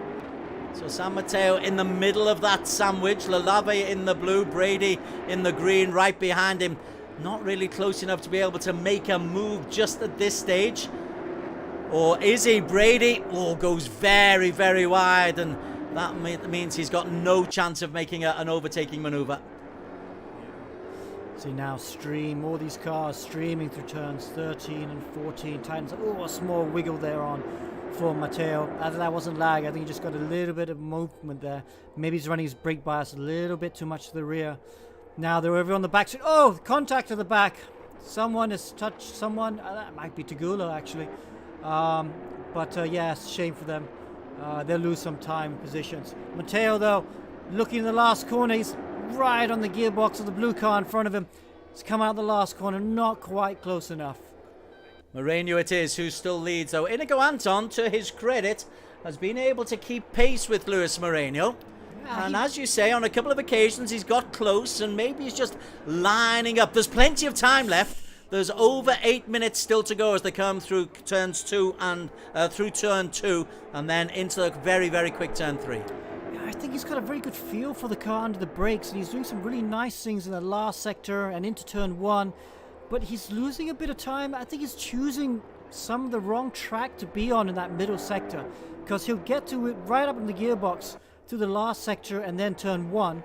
But then this is the important bit, and let's stay with this bit here, because he's 5 and 6 especially. He always loses a bit of time to Moreno. See, okay, he's able to hold that apex a bit longer. That is a bit better there. He's keeping that gap now. Okay, so he's been losing time through 7 and 8 as well the last 2 laps. Again, he's keeping it tighter, looking a bit neater, looks a bit more controlled. He looks like he wants to use that excess road instead of making a mistake. He is very close right now. Moreno sees him. He'll be seeing that Anton has closed the gap. Okay, so 3/10 still. That's the closest he's been since lap 1 of the race. Really, really using the curb on the entrance into 11. Gets a good exit. Oh, uses a bit too much road. So through turn 12, he's all over the back. He's within 2/10. He's super aggressive. He can try and do the switchback into turn 13 and 14. Decide to go wide. Moreno covers the inside. Oh, he loses a bag of time. That wasn't the right move to do. Too aggressive through 12. Had to maybe back off through turn 13. And now he's lost momentum. But he is closing in the slipstream. Down the back straight. Looks to the inside. He's trying to pressure Moreno to the mistake. Unable to do so. So he'll have to learn from that. Maybe the next lap then. He doesn't want to be so aggressive through 12. Because he wants to be right nice and close to 13. Because 13 and 14 then leads on the back straight. That's where the overtaking opportunities are. Super excited commentary from Alex Young as Inigo Anton tries to get on the back of Luis Moreno. But Moreno, just coolness personified. Hitting the right mark just about every time. Despite being under this pressure, I haven't seen a mistake from Luis Moreno. Haven't seen him panic. Haven't seen him look over his shoulder as Inigo Anton spins out. Moreno just races away. And Clapano will now be challenging Inigo Anton. Clapano through into P2. A travesty for Inigo Anton. Wow, Des, I had a feeling that was going to happen. I've seen that happen so much in the past. It's happened to me as a young driver. You're following someone that's at a level higher than you, and you just kind of raise your level, but that means you start going outside your comfort zones a bit, and then that inevitably happens. You're like, oh, that's working. Oh, there's contact there as well. Lacuna has spun away. Shame. That's such a shame. But just going back to that, you just start driving above your level that you're more comfortable with, and you just try and hang on, and then you make a small mistake, and then it builds up, and then you end up going round. But I tell you what, Anton is going to learn so much. Those few laps behind Moreno is going to be so good for his experience, and he'll learn so much from that, and he will be able to apply it in the future races of his career to come. Just at the moment, Clopano has got himself into P2, but he's 5.5 seconds adrift of the race leader, Luis Moreno. Let's just go down a little bit further. Jamil Lacuna, we saw spinning out. He's now down in P11, under pressure from Joaquim Garrido and Seb Tagulo for P11. And Dean Jose, who's always good for a little bit of excitement, he's in a battle with Thomas Rosales for P14. Remember, there's points available 1 through 15. Oliver Aquino out of the points at the moment, as is Joseph Flores. But Mark Voltaire Elman now under pressure from Inigo Anton. Anton wants P3 back. Goes the long way around the hairpin at the end of the long straight. Can't quite get there, but Anton is chasing. Certainly not giving this one up yet, Alex Young. Yeah, I mean, he's quite a bit quicker than Mark Voltaire in front of him, so you'd fancy him to get third position. Let's hope he can do it cleanly, though, because Voltaire does not want to give the position. Easily pushes Anton onto the grass. Whoa, there's a couple last-minute moves. But Anton is through now into P3. And Lalave nearly follows him through as well as they go through corner number 2. Anton... So Moreno, Clopano, Anton, they are 1, 3 and 2 in the overall championship standings. 1, 2 and 3 in this particular race. How's the debutant doing? Paul Bass, currently in P7, fastest lap of 2:12.033, whereas the fastest lap of the race belongs to the runaway leader now, Luis Moreno, 2:10 flat. Yeah, great job by the very experienced Luis Moreno. Wow, just showing why he's the best sim racer in Philippines at the moment. Calm, cool and collected. There was some serious pressure there from from Anton earlier on. But he was able to soak it up and make no mistakes. And that's why he's on his way to winning the first Philippines edition. A little bit further down, Mark Voltaire Elman in the green. There's a sandwich between Elman and Brady and Terence Lalave. That's the battle for P4. Lalave just holds on to his position. Going up the hill.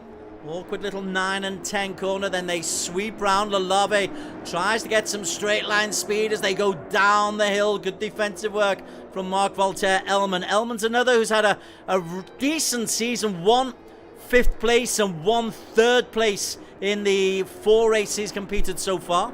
Yeah. Terence also, Lalava's had Elman's been probably too many off-track excursions. Penalty points are only at 30 for pros, so he's been DQ'd. But just back to Lalave. Lalave started this Philippines edition very strong. Kind of faded a bit at the last round at Portimao. Hasn't started so hot here at Sepang. Normally he's challenging for the top 3 places. But still a long way to go. I mean, okay, actually not that long. Only a minute and a half. 4th, 3rd and 6th he's managed, Terence Lalave. So, as we say, relatively consistent. He's going to add to possibly a 4th place here, but Darryl Brady is very close to him. But Luis Moreno, well, is he on his last lap? I think he's on his last lap now. He's just gone through corner number 2. So this is almost a lap of honour, a championship lap of honour for Luis Moreno. He has had 5 podiums, 4 wins in 6 races. He's had 3 pole positions. He has been the outstanding competitor. Didn't have pole here, but that has not stopped him picking up what we assume will be win number 5 of the season. Superlatives, you run out of them sometimes for some of these guys, Alex. Yeah. Luis Moreno, he also, don't forget, he won a race in the Global Edition, so we know how quick he is. And he's how many wins has he had out of, let's see, that's so this is races. 4, this will be number 5 out of the 7 races so far. Wow, it's quite a dominating performance. Not surprising though. I mean, we've seen his pedigree. He's been winning sim competitions for many years now. He started I think 15 years ago. So a very good driver, very smooth driver. Doesn't get flustered. Not as dramatic as some of the other sim races we sometimes see, but he really does get the job done. The season started here at Sepang. It is going to finish here at Sepang. It started with a Moreno victory. It is going to finish with a Moreno victory. It also started with excitement for Alexis Clopano. He went off on the last corner of the last lap. Will the same fate befall him here? Because Inigo Anton is chasing, has got to just over a second away. Surely Clopano cannot let lightning strike twice. But Moreno will come round, a lead of of 8 seconds. Your champion in the pro class of the Philippines edition, Luis Moreno. Great job, Luis Moreno. Takes the championship, nicely done. Alexis Clapano, he'll be pretty happy with second because he was quite a long way back from Anton when Anton made a mistake. So Anton finished third. Who's that? That's Brady going off, isn't it? Brady goes off. That costs him a place. So Paul Pace comes through from debut P4. Brady 5. Zuriel Sumatabila 6. Lacuna finishes in 7. Tayo 8. Tagulo 9. Joaquim Garrido just edging ahead of Gabriel Tayo on the line. But the champion, 5 wins in 7 races. A 2nd place in the other, a 4th place in the one that he wasn't on the podium, Alex Young. Wow, quite dramatic. Actually, we just caught a glimpse of a blue car spinning in the background just now. I think Brady must have hit the lava at the last corner. So they were going hammer and tongs, as it always is in these competitions. Nicely done. We'll just go back to the full screen for a sec so we can have a look at this. Well, Moreno has won it. He's also picked up the fastest lap, so he has an insurmountable lead at the top of the overall championship standings. Clapano, that's a big bonus for him in his scrap for 2nd place with Inigo Anton. He will just get 4 extra points as we prepare for the reverse grid. Yeah, so Moreno will be very happy with that. But you know what? He's still one more race to go in this season. It's a reverse grid race. All the pressure's off. And I think he's going to enjoy this race. He starts at the very back. Can he get to the very front? The guys that finish at the back, and look at that, the lava, because he had that big accident, got Brady and the lava at the front row. That is going to be quite a bit of fireworks to watch now. Brady is normally very, very quick off the grid. Alex Young alongside myself, Des Corkill in the commentary box. Philippines edition pro race, final race of the season. Just awaiting the red lights. The drivers are all out on the circuit, all preparing themselves. Their sims are ready. The red lights are on. San Mateo on the front row of the grid. La Lava is on the 2nd row. Mark Voltaire Elman also failed to finish, so he is through. Garrido, a drive-through penalty for a false start, but it's San Mateo who's off fastest. Elman tries to find some space on the inside, but San Mateo leads. Elman 2nd. Lalave tries to go around the outside for P3. Duque and Flores are 4, but well done, Miguel San Mateo.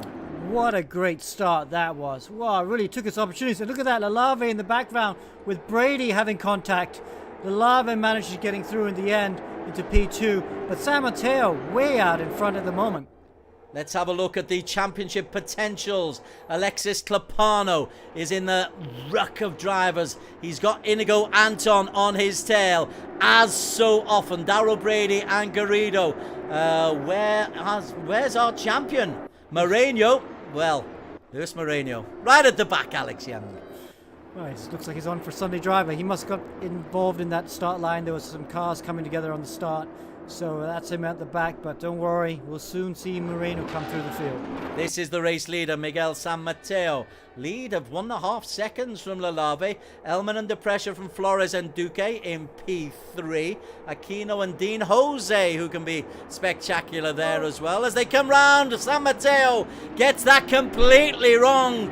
Loses all momentum and has to work hard to hold on to his lead from Lalave and Mark Voltaire Elman. Yeah, he's not led a lap yet. I don't think Mateo's led a lap, so it'd be nice to see if he can hold on to that lead to the start-finish line. It's always nice to cross start-finish line in the lead. Seems to have recovered nicely through turn 12. Has a small gap. Turn 14, though, don't overcook it like he did through turn 9. Yeah, and he's on the back straight. Nice. Lalava there hunting him down. Elman right behind him. They are 3 very, very quick drivers. Flores and Duque being dropped just a little bit. Slipstream being carried. Lalave has a look on the inside as they come to their hairpin at the end of the long straight. Elman also in there. Lalave has got through. Is the momentum there, though, with San Mateo? San Mateo has lost 1 place, 2 places, as both Lalave and Elman go through, Alex Young. Yeah, just overcooking it on the brakes a bit. Did it at 9 and did it at last corner as well. I think those are just mistakes. Maybe 9 might have been cold tires because it's too early in the lap. But the last corner, I think, was a mistake. Just outbraked himself, maybe watching the cars behind him. The Lava, though, overcooks it through 1. He's on the inside for 2, but Elman is there. Oh, contact! It's going to allow Matteo to come back at them as they go through turn 3. But Lava manages to escape that small mistake at turn 1. Let's just have a look at one of the stories of the season so far. How often have we seen the turquoise and yellow next to each other? In the first 2 races, they were inseparable twins. Here they are once again. Clepano in the yellow. Inigo Anton in the turquoise and orange. Anton P9. Clepano P10. Anton second in the championship. Clepano third. They have been like inseparable twins all season, Alex Young. Yeah, they've provided such entertainment this year for us. Really appreciated them. Very appreciative of them giving that performance for us. Oh, car's going, just missing contact just in front of him. Oh, then a blue car goes off. Who's that? Jose! Dean Jose. Of course it's Dean Jose. He makes a habit of that. Moreno takes advantage. Tries to go on the inside of Rosales. Gets in front of Rosales and then is dropped backwards. Then gets the place back. So Rosales and Moreno go 12 and 13. Paul Base up to 14. The leader, though, is still Terence Lalave ahead of Mark Voltaire Elman. Yeah, Terence, so he's got the pace to stay out in front. That's quite a big gap. I don't think the cars behind him have the pace to stay with him. So this could be good for his first or his second win of the year. It'll be his first win of the year. He's had a podium so far. 3rd place in race number 2 at the Raceway Circuit. Here for the 2nd time at Sepang. Lalave leads. Just over 10.5 minutes to go. His lead is nearly 3/4 of a second. Nicely done. Some contact he had to fend off over the first 2 laps, but he has a small breathing space now. 0.8 of a second as they go across the finish line. Elman in 2nd, Matteo in 3rd, Flores in 4th, Duque in 5th, and Samdobila in 6th. Luis Moreno, he's made his way through the field. He's got himself up into P11 at the moment. A little bit of free track between him and Jamil Lacuna, who's in P10. So slowly but surely making his way through the field. There's still 2/3 of this race to go, but it's still the Lalave, who, as you say, is looking pretty quick, Alex. Yes, he is. Lalave just putting the hammer down. His fastest lap was his last lap at a 2:11.9. That's pretty decent. I know he can get further into the 11s though. He should be into the 10s really. But it's enough to keep him in the lead for now. Mark Voltaire Elman 2nd, long-time leader San Mateo in P3. Flores under pressure from Christian Duque. Be good to see Christian Duque pick up something. He's had a couple of mid-table finishes in race number 1 and 2 of the season. Here he's battling for P5 is Duque. Clepano is up there as well. Clepano has got himself ahead of Suma Badila, and Inigo Anton is in that chase as well. Good little battle list for P4. Yeah, he defends the inside of turn 9. Here we are riding now with Jose Flores in the black and gold car, just moving away nicely. This midfield battle is certainly heating up now. Have a look who's making that move there. The yellow of Clepano. Zuma Dabila and Inigo Anton right behind them. Clepano currently in P6 at the moment.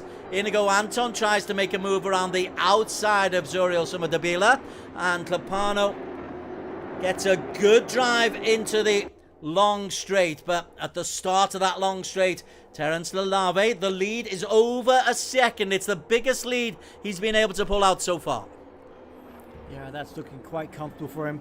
It'll be interesting to see what this lap time is. It's still not pulling away as fast as I thought. He really should be in the 10s. But I mean, I think he's got the pace of the cars behind him. But he doesn't. There we go. This last lap at 2:10.8. So that's a bit better from Lalave. But he doesn't want to hang around for too long because you've got the faster Clepano and Anton also coming through the field. Mark Voltaire Elman currently in P2. His battle for P4. Flores has got himself a little bit of headway ahead of Duque and Clepano and Zuma Dabila. It's all very congested. Inigo Anton tries to go on the inside, and Inigo Anton gets inside Jamil Lacuna, moves up into P8. Inigo Anton, let's just catch up with him. There he is, not far behind Zuriel Suma Dabila. Comes on the inside of Zuma Dabila and picks up a place there. Inigo Anton. He is right now behind Alexis Clepano in a battle for P6. Inigo Anton. Yeah, nicely done. Got a trail of cars looking right behind him. And at the very back of that's Luis Moreno. Not making as fast a move through the pack as I would have expected.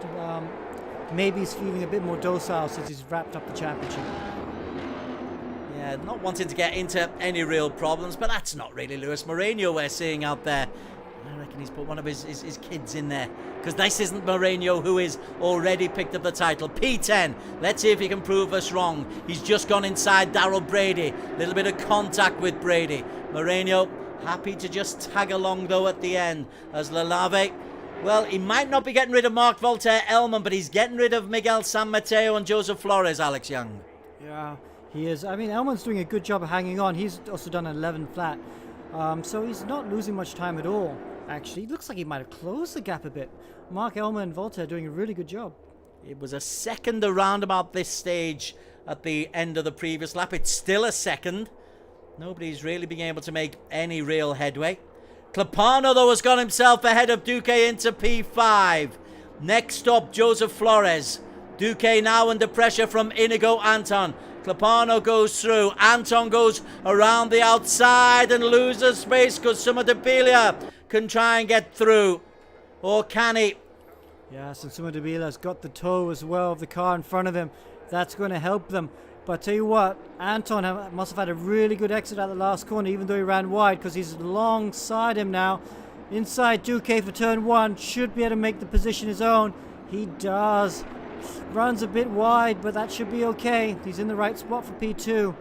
And that's it, Anton up to P6. Clepano using a lot of the grass as Lalave is there. Mark Voltaire-Elman just behind him. San Mateo will follow in P3. Lots of traffic though in this P6, P7 position. Duque in the green and red and blue. Competing by Jamil Lacuna and Luis Moreno. Moreno's got himself now up to P8, Alex, as Christian Duque is eliminated from the race. Yes, too much contact perhaps, too much off-track moments, but he's out the race. Moreno looking down the inside of T turn 7. Makes it, does it nicely. Small bit of contact, but he's through and away. Ahead of them, Clepano tries for P4. Flores goes very, very wide. Clepano goes up the inside. Spins up the hill and gets himself into P4. This is impressive from Alexis Clepano. He's picking them up one after another, but less than 5 minutes to go for him to try to get on the tail end of Miguel San Mateo, who trails by 2.5 seconds. Nicely done. Moving away. Clepano though, P4. Let's see, we have 4 minutes left. Can he get into the top 3? Yeah, the gap's not too big, but San Mateo's doing a good job in P3. Still putting out some nice, consistent laps. So wow, Elman's getting closer, isn't he? Elman's getting closer to Lalave. He is there or thereabouts. Not really. Still 1 second, isn't it? Just follows through. Lalave still got that lead. There'll be 2 laps to go. As they go over the start-finish line, they'll complete this 1 lap and then the timer will run down. You complete that lap and Lalave has been in the lead since what? 3rd lap? 2nd lap? 2nd lap. Yeah, and I thought he'd actually pull out a 3 or 4 second gap to Elman, but Elman's showing good pace here. Staying with the leader, just over a second behind. Looking further back though, Anton there. He's up to 5th position now. He's behind. He sees Clepano in his sights now. So maybe before the end of the race, we might see Clepano and Anton getting together again. It would be appropriate to finish the season like that. You can see the pressure coming onto Clepano corner as we have re-nicknamed corner number 15, certainly for the Philippines edition anyway, because twice in round 1 Clepano went out on that hairpin at the end of the long straight. There is Alexis Clepano, but his lead ahead of Inigo Anton in P4 is only less than a second. And 1.5 laps still to go. Clepano slides. You can almost feel the pressure for Clepano. Yeah, visually, though, it looks like Anton's closed that gap a bit. He has. To Lopano, hasn't he? He has. Every meter, he is closing bit by bit. It's 0.7 of a second now. So 1.5 laps remain. He's definitely closing that gap quite a bit visually. So maybe, oh, look, you see Moreno then diving down the inside of Flores into turn 11. Moreno will pick up a P6 here. He is already the champion. Let's very quickly go up to the front where Lalave's lead is just a little bit shortened by Mark Voltaire-Elman. It's been a good drive by Mark Voltaire-Elman. He's not allowed Lalave to get away as we expected him to do. But 8 it's tenths still of a second. 9 tenths. Oh, 9 tenths, 8 tenths, 9 tenths. Wow. So Lalave, though, he doesn't look like he's cracking. Let's see with this next lap. He's been quite consistent. He's been doing high 10s, 11 flats over the last few laps. Let's see what this lap is. Oh, it's a 12-0. Okay, so Lalave must have made a mistake somewhere in that lap because Voltaire's closed half a second on him. Voltaire, so this is the final lap. They have got this whole lap to complete. Terence Lalave chasing his first victory of the season in any edition of the eRacing GP Series. Philippines edition here. Mark Voltaire-Elman putting in here arguably his best performance of the season. He had a 3rd place in race number 2 last weekend at Portimao. He's looking to better that one here. In the meantime, Moreno has got himself up into P5. Inigo Anton has made a mistake, Alex Young. Wow, okay, so Anton doesn't want to make those mistakes too much because I can't remember, but I'm not sure if Lopano might be in reach of that 2nd position in the championship, although there is still a big gap between the two. I think Lopano can't take 2nd position.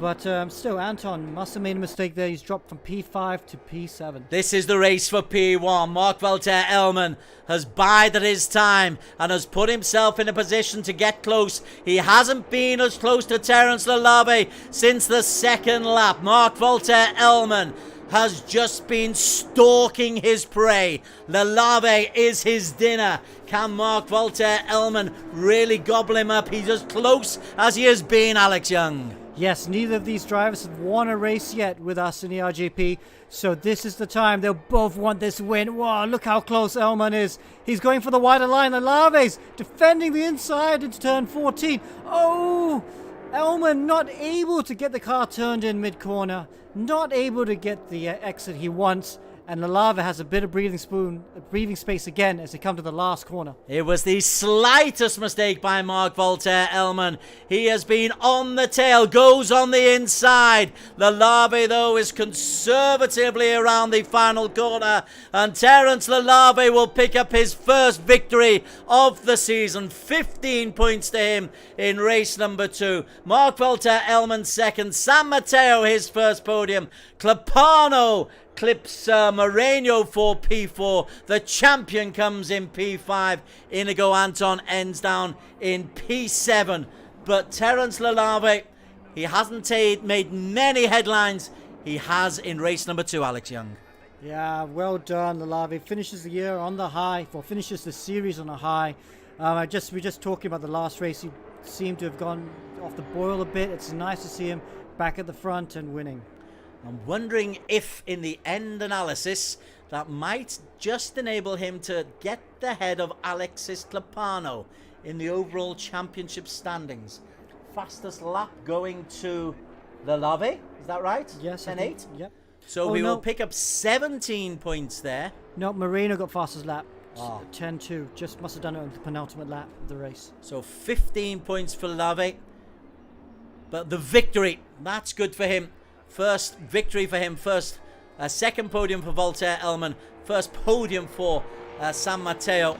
So good way to end the season, but Clepano, Moreno, Inigo Anton in the top 7, Darryl Brady and Zuma Dabila completing the top 10 with Dean Jose.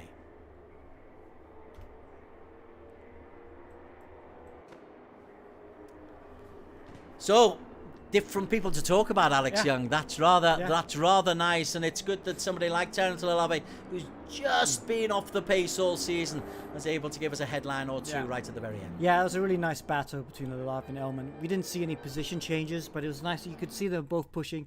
Both of them really wanted that race win. Lalave able to just pull out that gap mid-corner, mid-race, but then Elman slowly getting closer. And it was just one small mistake at that penultimate corner on that last lap prevented him from having a real chance of making a move on the last corner. But with 5 victories in 8 races in the Philippines edition of the Pro Class, Luis Moreno, unpassable, a second place also as well. So 6 podiums out of 8 races. That wins you titles in any class. Yeah, very impressive. We have to talk about Moreno. Really good job. He really, you have to say he was the class of the field. He's won so many competitions in esports and eRacing and stuff. So he was always the favorite coming into this series, this edition. But you have to do it, you know. And it was nice to see the rise of some of the younger talent. Clapano was great. Anton especially. You know, he's only been doing this for a short while. And Anton, really, really nice to see that in that race 1. He was really putting the pressure on Moreno. You could see he was driving maybe a little bit beyond him because you could see he was on the ragged edge a couple of times. But you could see he brought it back, and then he got a couple bits of that track absolutely perfect. And he was all over the back of Moreno. And then he made that mistake, and then he spun, and that was it.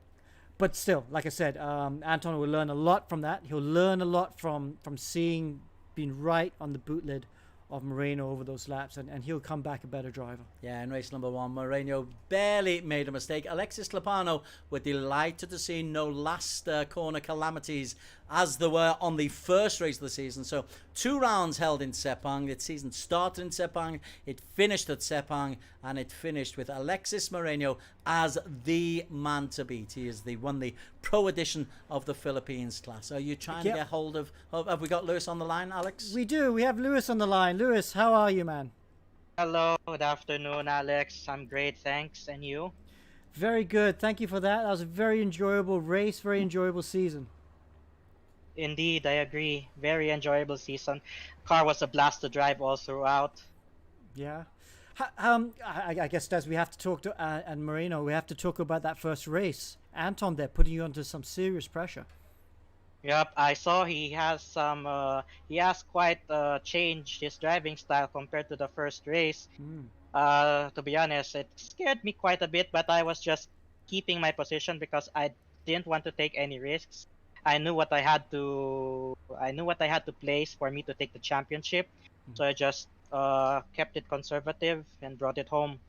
Yeah, well done. I mean, you weren't going to succumb to the pressure. Seemed like exactly the right strategy. In the end, Anton succumbed to the pressure. So, that reverse grid race, though, a bit of contact in that first lap. Yeah, turn 1 was a bit of a mess. Actually, I ended up relaxing a bit too much, but it's a good thing I did it early on in the race. But I just enjoyed the second race knowing that I have achieved my objective in the first race already. Cool. And just trying to stay away from incidents as well in the second race. 3 wins out of 4 races at Sepang. Is that a favourite sim track that you like? Is it amongst your favourites? Not really. Actually, Sepang is not really my favorite because of turns 13 and 14. It's a tricky complex, but it just so happened that I think it's pretty good with this car. So I think I kind of like it. Okay. Well done. Congratulations again. Thanks so much for entertaining us. And thank you. We'll see you in Global. Thank you, Alex. And Global. thank you again to ERGP for organizing this event. Had great fun this season, and I hope to see you guys again in the next rounds. Absolutely. Okay, thanks. That's exactly Cheers. the endorsement we want, Alex. On behalf of all the drivers, congratulations to you for putting this series together, both the global edition and the regional editions. We've done Philippines now, where we've crowned our amateur and pro champions. Luis Moreno, 5 wins out of 8. We've still got Indonesia edition to finish. That comes to your screens on Saturday evening, and then Sunday the Causeway edition. And then we start it all again. You are watching eRacing GP. It's the brainchild of Alex Young, and we'll see you with the highlights. Hope you've enjoyed it. We'll see you next time.